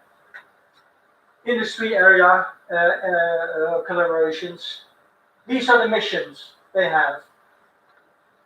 And then if you look at the numbers, what I always find surprising is that there are quite a bit of innovation actions out there, and they are thinking that it's so successful to have 40 experiments. That's wonderful, 40 SMEs that are surfaced. This is a very conservative figure of the number of SMEs in Europe that need to take up digitization. I think it might be going towards 3 million. So 40, 3 million. It's not even a drop in the ocean, I would say. So you need to use those 40 experiments to do other things. That's an important one. And you can see some figures there. Yeah, you need to organize this. European Digital Innovation Hubs are connecting this level to that level. But, yeah. What to do with it? Well, I'm not sure. About business models, I know I'm running out of time, but I think this is very important for this afternoon. So business models. It is about business models for a digital innovation hubs. That's your case, that's your business, but it's also a business model for the pan-European network. You really need to distinguish between those two, because the business models are totally different. And I'll give you some examples of business models you can use. So the business model for collaboration on a pan-European level. This is how it's done. If you organize this, so it's on a European level, the collaboration between two digital innovation hubs. So traditionally it's just a competence center, another competence center, and there's a customer, and the customer gets in contact with the local competence center. They ask for some import of expertise from another region, and they'll have the servicing cost, and they'll have European funding, co-funding the whole bloody thing. So, no EC funding anymore, no pan-European collaboration anymore. That's not sustainable. That's a problem. Because all the innovation actions are trying to do these kind of things. So if the money is gone, it's gone. You can also think of other organizational ways how to organize the business model. And that's, if there's a digital innovation hub that gets a request from a manufacturing SME in the region, and connecting those regional networks, because of that economy of scale, to be connected to other competence centers in another region, that competence centers can have some tech provision to the SME. They will have some success fee and some knowledge going to the digital innovation hub. But if the digital innovation hub is allowed to do the project itself, to run the management of the service, then it's going to be interesting for them. And then it might be the case that this can run without any European funding. I can tell you that usually SMEs need some kind of a co-funding, but that should be organized on a regional level. And this is also Flanders. Because if you could, and this is about trust. I think this is quite valuable, and it goes perhaps, am I correct? That it goes to the discussion this afternoon? Yeah, for sure. Okay, it's the business model that we are using now, and I can tell you from practice what is the challenge with it. In the end, the people in the Digital Innovation Hub are overbalanced towards project management and don't have the time anymore to do the business development. So that is the drop in that system, and you start to become a project machine and not anymore an innovation machine. So that's a challenge, but it's a step in the good direction. Another problem is that SMEs getting funding from other regions, it's not. No.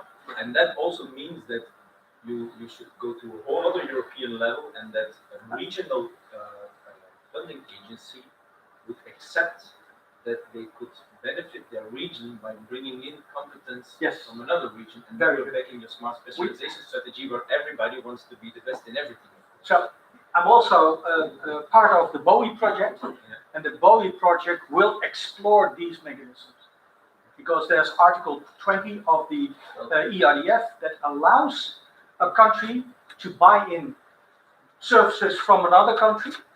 That it's allowed to do that, but it's hardly done. I know that Flanders does it to get to Germany, but it's hardly done. And we want to explore why and how we can There's a do very old existing funding mechanism called Aeronets, where I've been involved in from very early days, and where we have been trying, because in the real common pot, if you know the system a little bit, in the Aeronet, funding agencies put all their money together, and in the great idea of Aeronet in the beginning, the money could go to the best offer. Yeah. But in the end, I've only seen Aeronet where every region says we only fund our. And it can be perfectly that the German hyperspectral camera developer is better than the Flemish hyperspectral camera developer and would be better in the project. Still, they will fund the Flemish one. Now, we need to find out how that can be solved, and we need to just keep in our minds that it needs to be a win-win situation for both for all organizations, because otherwise it's just not possible. But these kind of models you need to pursue. Other models. So this is a bi-directional model. So there's three parties involved: the customer and two others. You could also see some mechanism where there's multi-customer approaches, and you can have some kind of bring-in fee if an innovation hub and a competence center are working out a new solution, then they've got an SME in their region.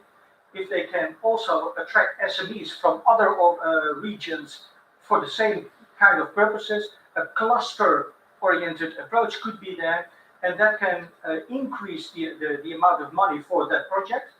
But then there needs to be a kind of a finding fee applicable also, and these kind of mechanisms could also be explored. At this moment, for example, the innovation actions are not really looking at cluster type of projects. They're hardly doing that. Yeah, value chain, but not real cluster. So you've got, for the same service, you've got 5 throughout Europe, 5 different SMEs that are interested in that specific service. Well, why not organize that? So that's enough. I'm now going to the last slide. So this is the overall network business model. So there's a European, this is used for the Smarties project, by the way. So there's a pan-European network that provides services to support the EU collaboration to a member association kind of organization, and that can bring their digitization back to a customer. And they will provide also some additional stimulants to get the regions involved. In the Smarties, we're now making that operational in this way: a core team, association, members, paying members, funding from different sources, customers. We deliver those services to both the members and the regions. The members are creating the services back to the customers, and the core team is helping that mechanism a little bit. the regions are providing money also and connection to the members, and the application experiments are used as showcases. So those are the 40, are showcases to provide those. And then you can see the fund, which has different connections also there. What is the most crucial one is this arrow back. If you want to become a member of the association, you need to pay. And now all partners are not paying, they get money. That money, getting that money is okay, but you also need to pay a kind of a membership fee. So that's it. Last slides. DNet, we're creating working group private spaces, and we are now today focusing on collaboration on business models, national regional policies. There are all kinds of issues that are supported, discussions are supported on the DNet project. The Smart Cities Public Working Group that Annemarie Sassage said, it's going to be supported by our public community spaces. So if you want to enter that discussion, please use that. And you can do that, just connect to the community and just type in DNet, and then yeah, you can follow this. And then last slides, the catalog. Well, I can tell you that's an issue. I'm not going to go into that right now because it's, I think I've said enough. So thank you. So thank you, Maurice. Very interesting. So we take time, but I think it's very important to get all this information and to have all the line and all the same level of information for our afternoon session. So Karima, if you can yes. take the floor. I think I will need that. Well, I'll try to be quick because I am conscious that I want to stack before the lunchtime.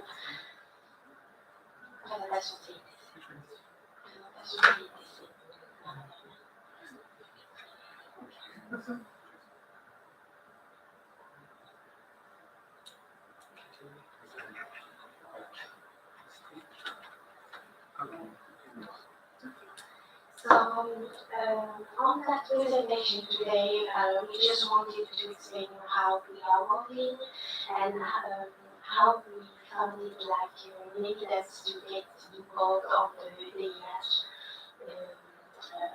the Digital Innovation Dynamic.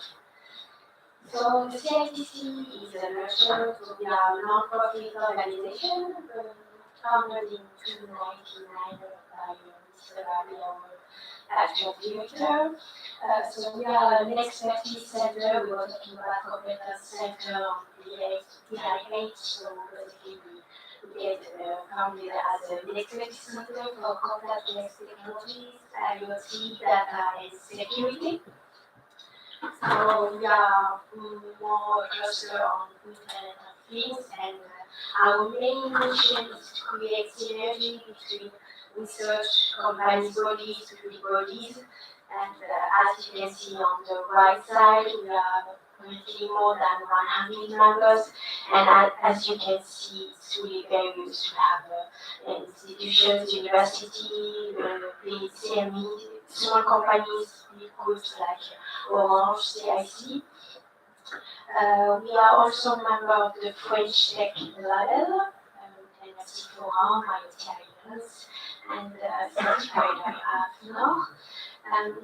Our association is founded by the Métropole Lille, the Région Hauts-de-France, the French State, and the European Commission through our European projects in this.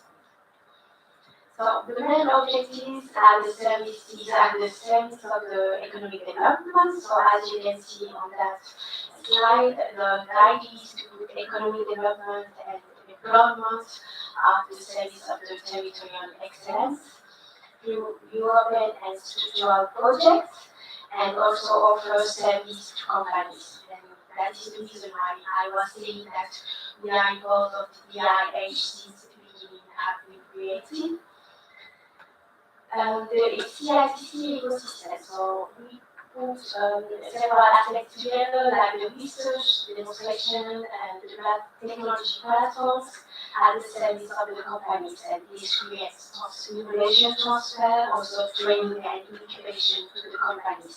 The idea is that our members come to see us and to ask us how to develop their prototypes, and we are acting as DIH. So we are recognized expertise. The first one is as a CRT, Centre de Ressources Technologiques, and the second one is some of you, the DIH since 2019. Strategic priorities. So our actions are articulated into 5 priorities. So the first one is the societal and technology development. Forecasting is really to have an advance for the new technologies. The second one, as I was saying, as an expertise center, is really to create synergy between companies, training and research organizations from our region, but also from cross-border companies and partners through the European project. Also integrate the environmental, ethical and security requirements in business segments development. The next one is the large-scale experiments and platform developments that we are working on our region at the service of public and economic bodies. And the last one is the huge social appropriation on smart world. So our main actions are, the first one is the cluster, as I was explaining. The second is the CITC watch. We are weekly working on technology watch and anticipation of the most studies. As I already explained to you, we also have several labs that I'm going to tell you more just after. And the CITC learning. We are giving trainings on universities, but also here for private companies. So we just celebrated last summer the 10 years of the CITC. So just some figures about this birthday. So we had 250 conferences experts, 34,000 centralized persons through different actions and activities, 2,006 people trained, 410 structural projects on information for smarter, IoT, and also robotics. We have and have already and also have 9 technical platforms. One of those are at ENSAM Engineering School in Lille. More than 138 technical support and pre-diagnostics. More generally on industry of the future. 20 demonstrators, 1 fab lab here at the CITC, 1 industrial chair specialized on smart water. We have created 4 MBA in several universities of the region. So one on smart city, which is called Square City with Polytech of Lille. The second one is mechatronic with Polytech also, cyber security with Telecom. And the last one is collaborative work with ENSA. We worked on, we succeeded and worked on 12 European projects, which are H2020, but also Interreg project, UER. And we are doing an MBA one with student IoT challenge, which gives the students of our region the possibility to create their own prototypes. So basically, this is how we work since the creation of the CITC. You can see that the first step from 2009 to 2013 was based on innovation technology. So we like competence center. After this, we work more on innovation in use with all the smart world, and we finished and currently working on creative innovation. So this was the first step where we developed the electronic, telecom, computing, and knowledge at the service of our members with the RFID, NFC, sensor networks, vision, local networks, geolocalization, and smart metering, big data, and also cybersecurity. Then the second step is more innovation, more concrete in uses, with the smart energy, smart fabric, smart health, smart living, smart transport, smart city, smart planning, and smart building. The advantage of working with several members from different worlds is that we have the opportunity to try a little bit everything. And the last is actually the current situation where we are working more on deep tech with IoT at the service of the nanotechnology and the biotechnology, and it's a little bit more new. And the idea is to use the same technology and same high technology to different environments. And my last slide is how about the European project, because I didn't introduce myself, but I am Karima, and I am in charge of the coordination of the European project at the CITC. So here we have the three Internet to Cities projects that we are involved. The first one is the e-health project, which is about developing a cross-border innovation cluster for the use of drones. The second one is in-case project, which is more about close the gap between the two cities region and Germany and other leading countries by the use of the technology of the industry of the future. So it's more on factories. The last one is Speed project, which is about building an ecosystem for smart port applications. So it was developed with the Belgian friends and Netherlands and UK partners. So to really put the IoT market inside the ports of the Interreg two cities region. And that slide is also about our other European project. So we are working on Act Emploi, which is to develop and build a specific training program on a cross-border scale. So we make it a training center from Belgium and France working together on a more high-tech point of view. Factory for that all is to have the regional company for the digital transformation. So we are on the DIH dynamic. The testing field is a UIA Urban Innovative Action Project. It's about answering the question of how to solve urban poverty and its side effects by innovative urban renovation policy. The last one we are currently have is the DOMO, Design on My Home, and it is to create a smart environment for the home within the self-determination for restricted intellectually people. And we also have two uncompleted and finished projects, which are Smart Water for Europe, which was H2020, and Call Robot on Robotic Collaborative, which was also H2020.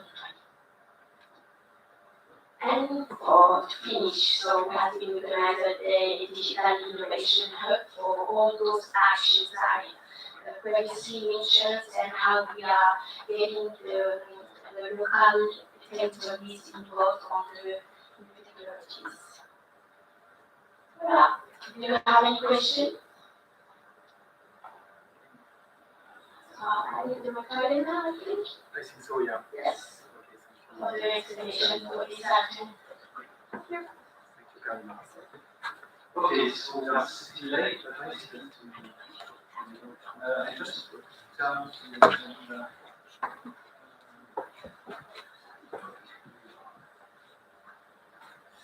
so Alina, from Zero, so we are our organizer for this afternoon session. So now it's time for working. So you listened a lot of the presentation this morning, and now so we try to explain you how we want to work together this afternoon in order to define a useful action plan for everyone. That's all. Thank you. can switch off the. Yeah, we can switch off. Okay, I'll put it here. I will try to be very short. We still have 15 minutes before the one lunch break. The objective of this afternoon is to rather to use the collective intelligence and to go deeper to specific topics that are of your interest.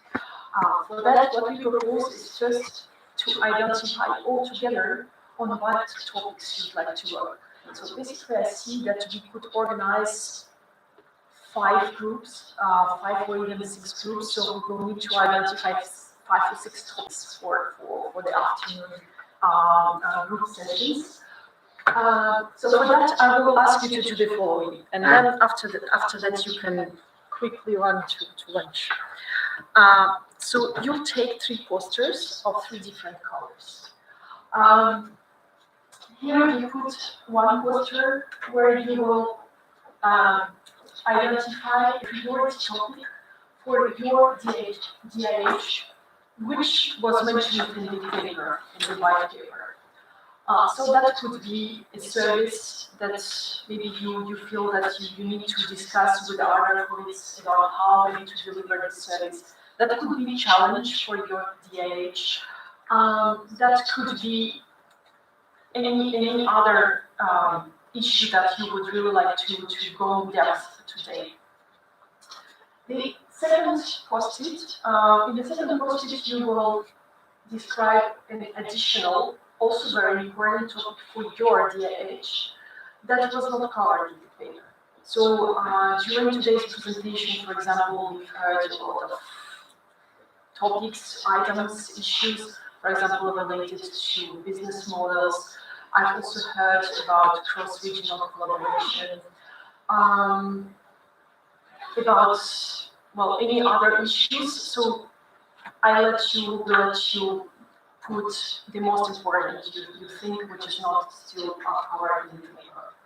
And in the third column, so you'll put the third poster, you will identify a topic to be addressed at the IoT IDH network level to achieve that result. For instance, that could be maybe platform utilization, IoT platform sharing across DIH. That could be maybe working all together on education, on trainings. That could be also policy, so how we can convey policy messages to the EC. That is much better and stronger if we do it all together. So that could be any other topic that you feel we need to address today and use this collective intelligence to work today. So please take post-its. I think we have markers also to write down your idea, and then we will have 1 hour to lunch, to network, and afterwards we'll decide how we form the groups based on the priorities that we identified together. Thank you. Yeah.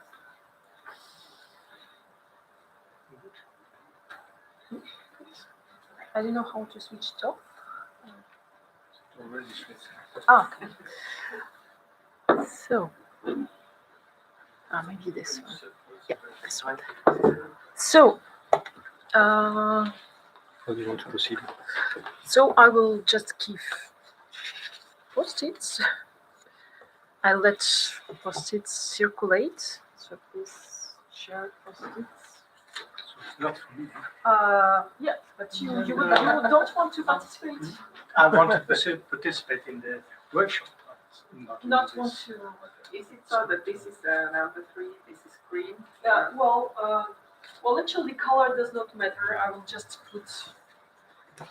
You can use the post-its of the same color. What matters is to stick to the right column. Yeah. So.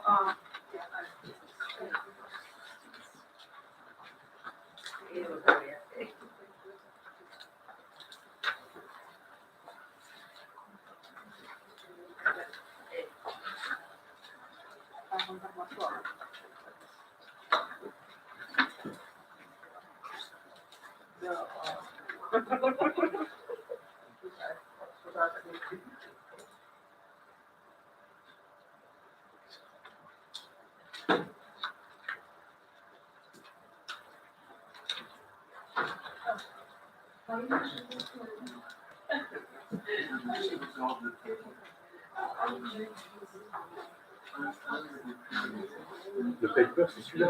Ouais, Enfin, le type de paper. Hein. yeah. C'est pas celui de la commission. No, the paper is the one of so IoT.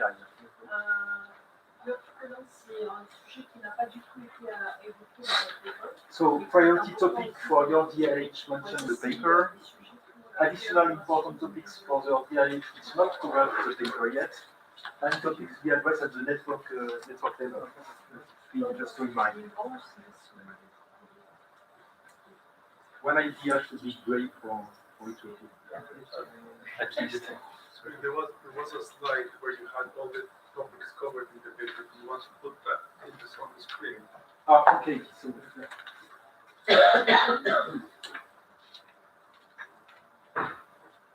The last column. It doesn't matter what color, you can use the same color. The watch latest is where you. Ah, okay.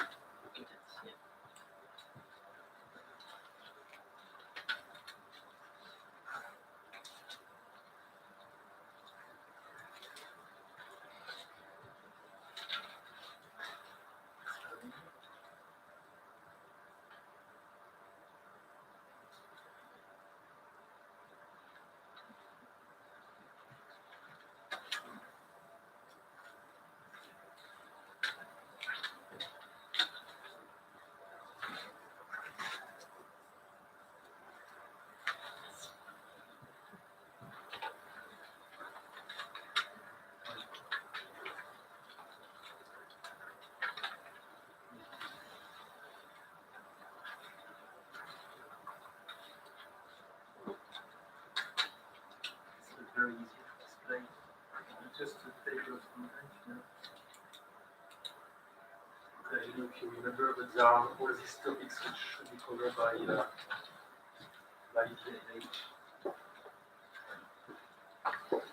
All this, so that was as initial paper, it's all these services covered by DIH, and I will display the one.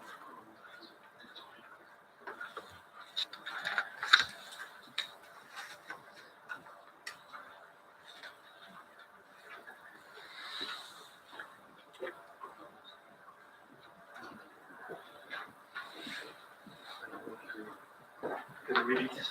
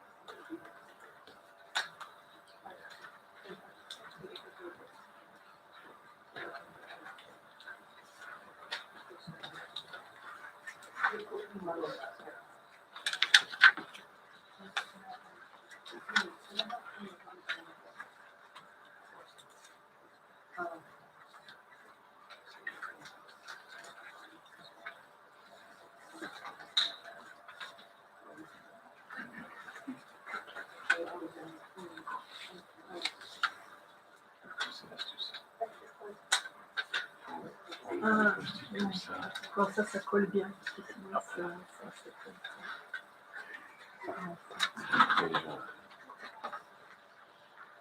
Il faut avoir une grande expérience d'utilisation des post-it.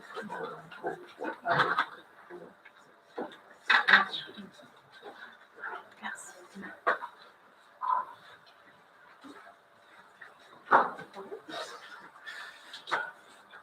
So, if you are done or still if you need some minutes, please continue. We can start lunch break.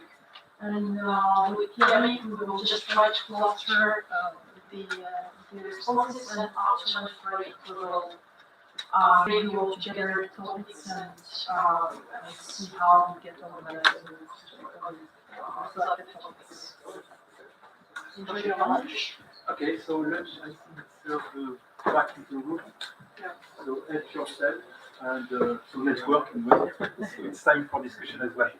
And we try to prepare so this afternoon session.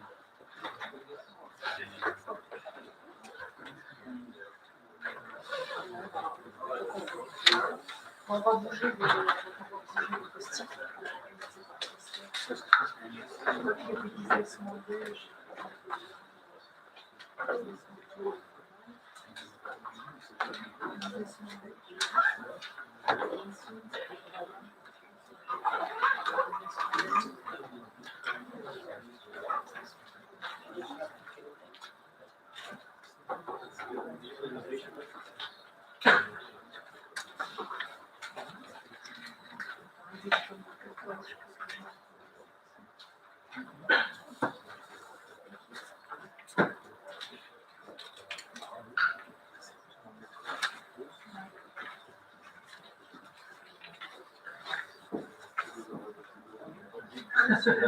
Faut pas hésiter.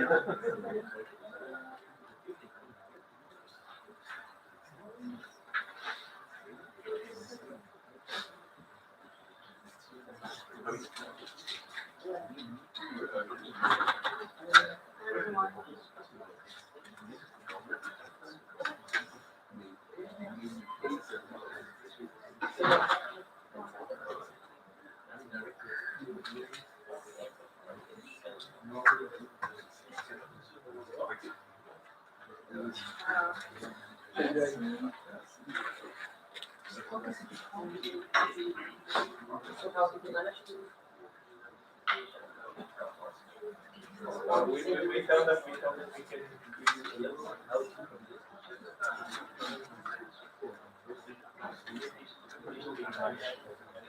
And sometimes we don't know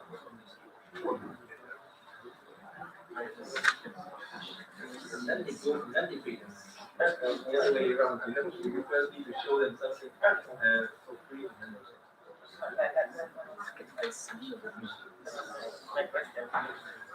I know.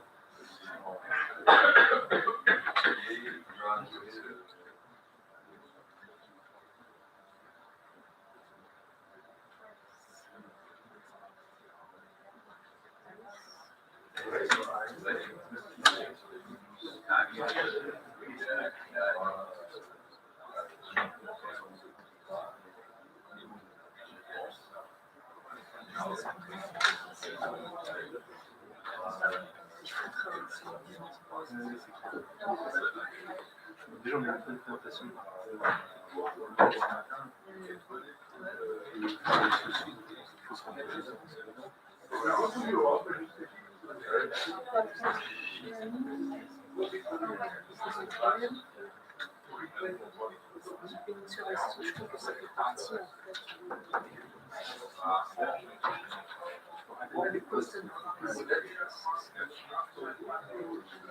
Digital transformation.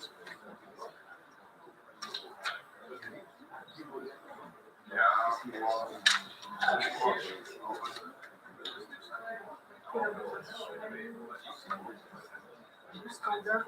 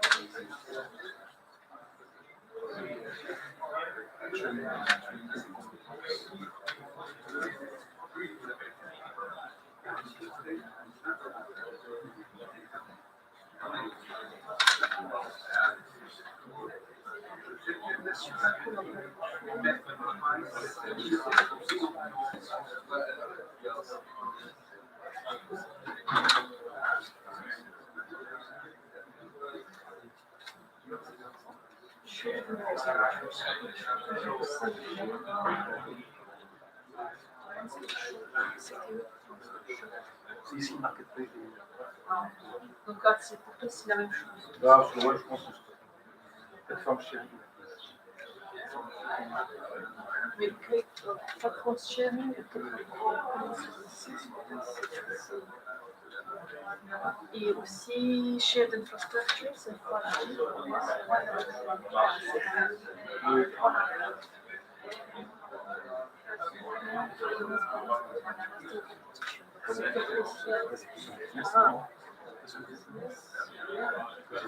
C'est ça, oui.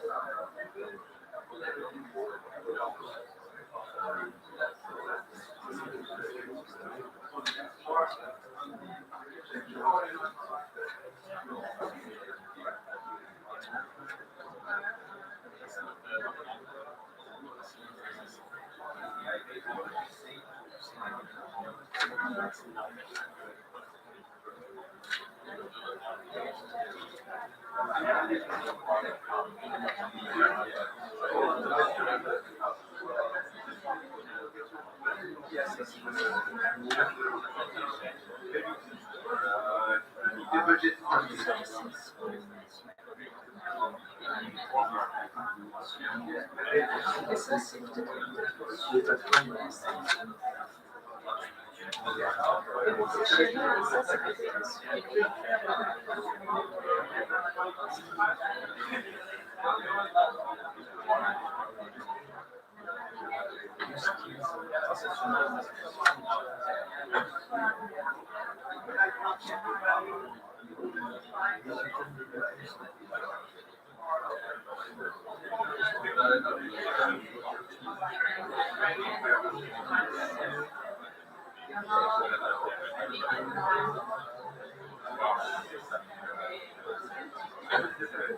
je trouve que ça peut faire des ça fait plus donc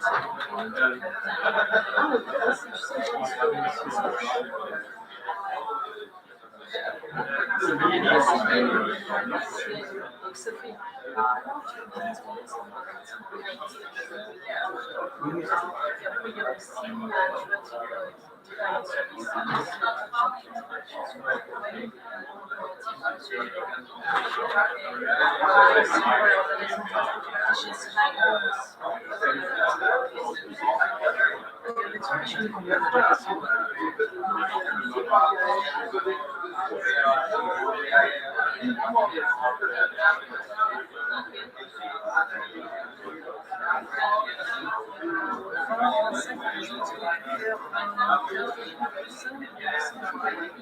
On a 4 tableaux, c'est ça? des gens qui sont partis. Bon, moi, je dirais 5 groupes.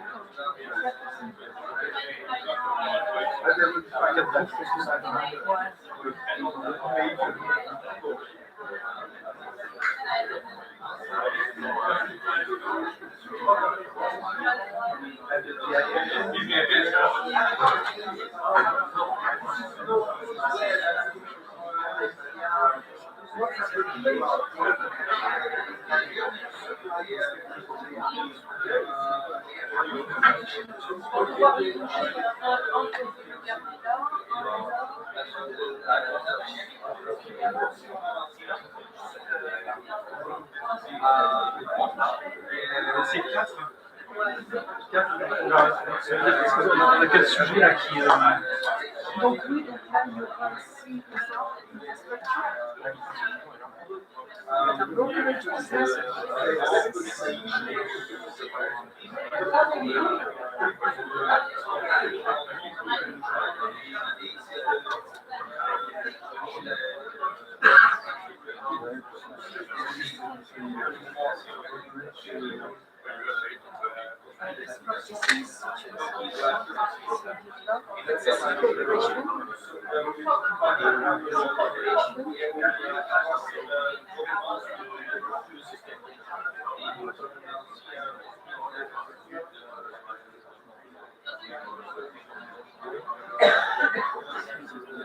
Business model,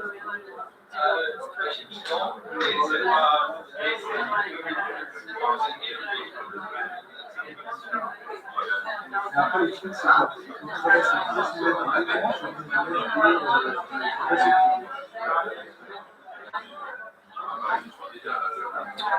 quand même, CITC, je crois qu'ils sont encore à la recherche de leur propre business model.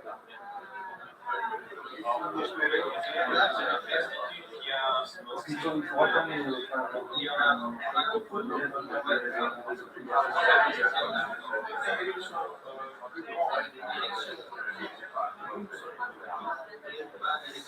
attendre ça, c'est plus sur la partie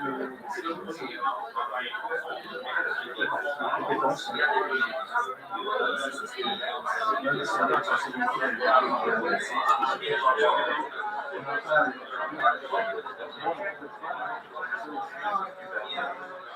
Ça, c'est share infrastructure. Donc, il y a différents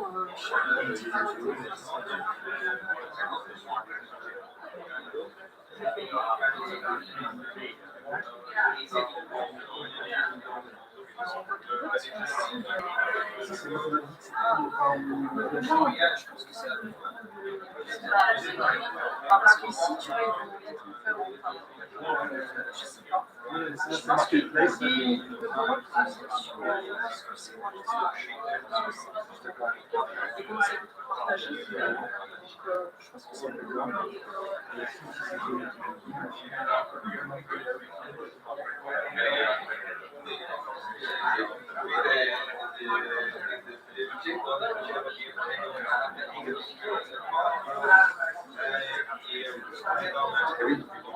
Les clusters, qui ressortent. Le business model, il y en a un qui est. Ah oui, je pense que ça, c'est vraiment le numéro. C'est le nœud.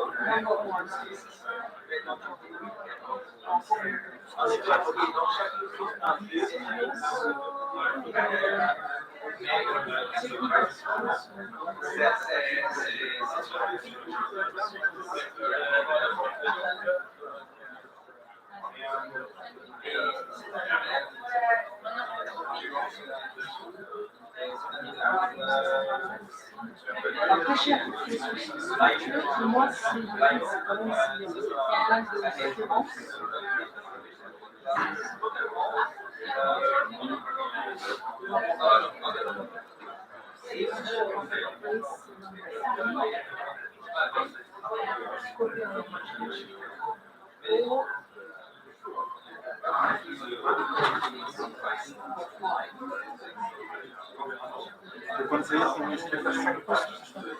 Ouais, je pense que je vais faire ça. Pour déjà définir le scope en fait.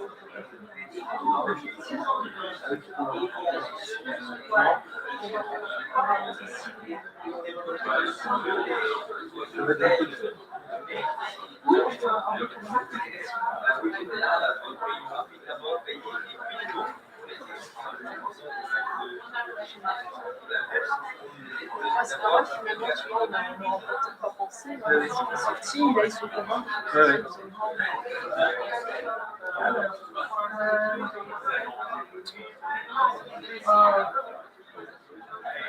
Challenges means timeline, action plan for 6 months.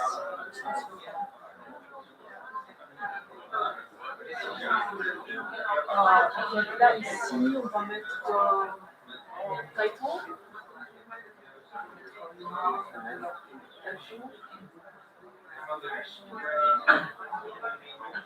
Là, il va faire le challenge.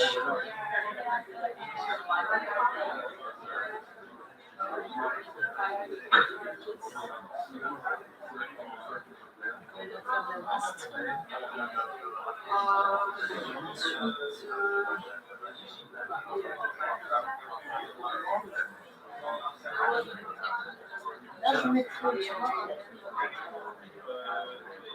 Mais ce qu'il faut qu'il détermine avant les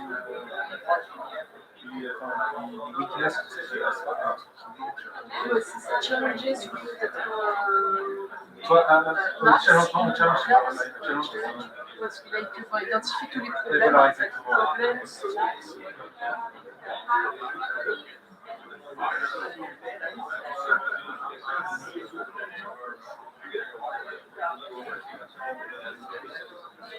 Challenges.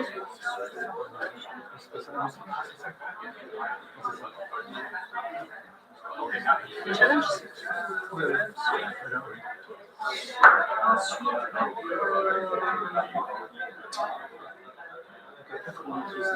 c'est ensuite, solutions.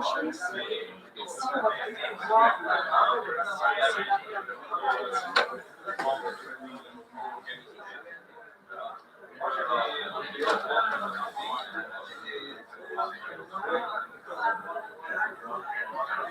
challenge.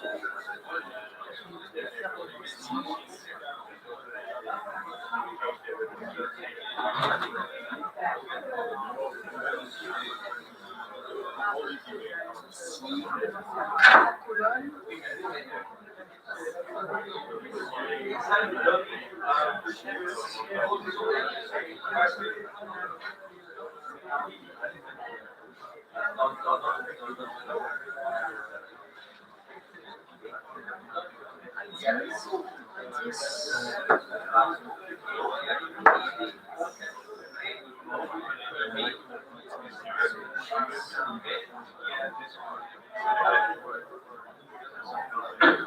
Ici, on va mettre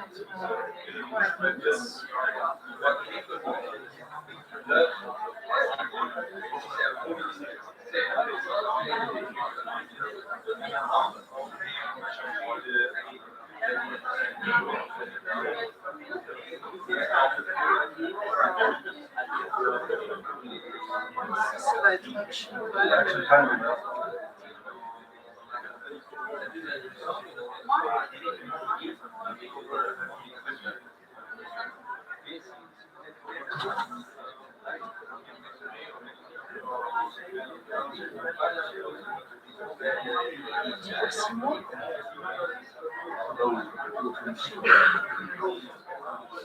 Vous le mettre sur l'année. Parce que là, l'année, ça va plus souvent la sélection.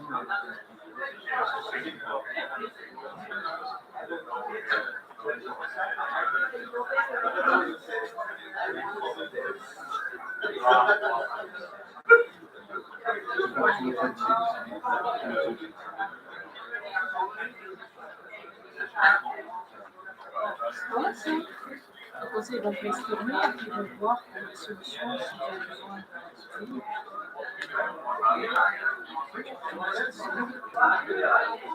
Donc, alors, vous faites 5 tableaux comme ça, c'est ça? Ouais. Donc, alors, Là, on va faire celui-ci. Celui que vous avez.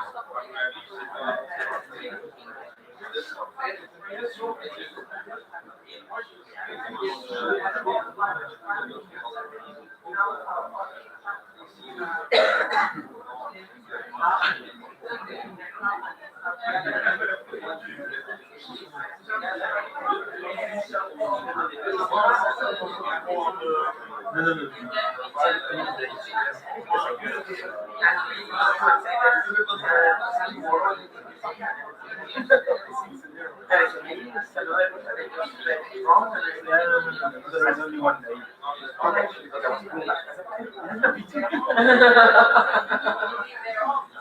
So how do you see the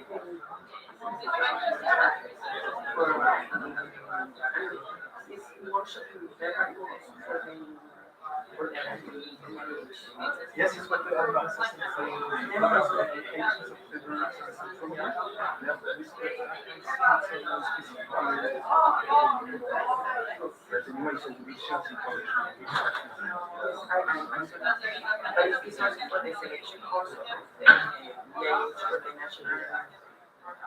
this is what I didn't. I guess for the whole. maybe we don't take this about this. But normally it's something. Okay. But anyhow, if you don't have you still can be in the I will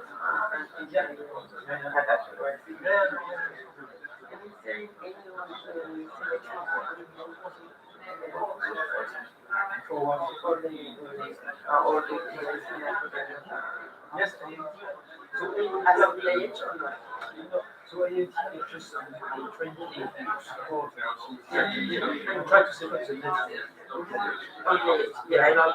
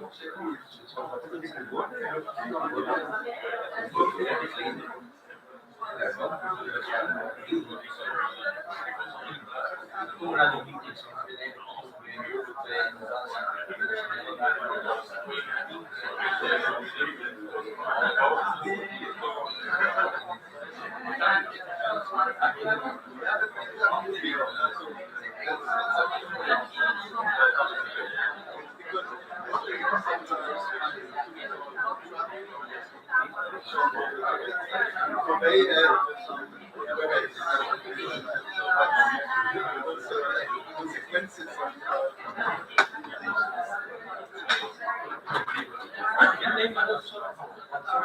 it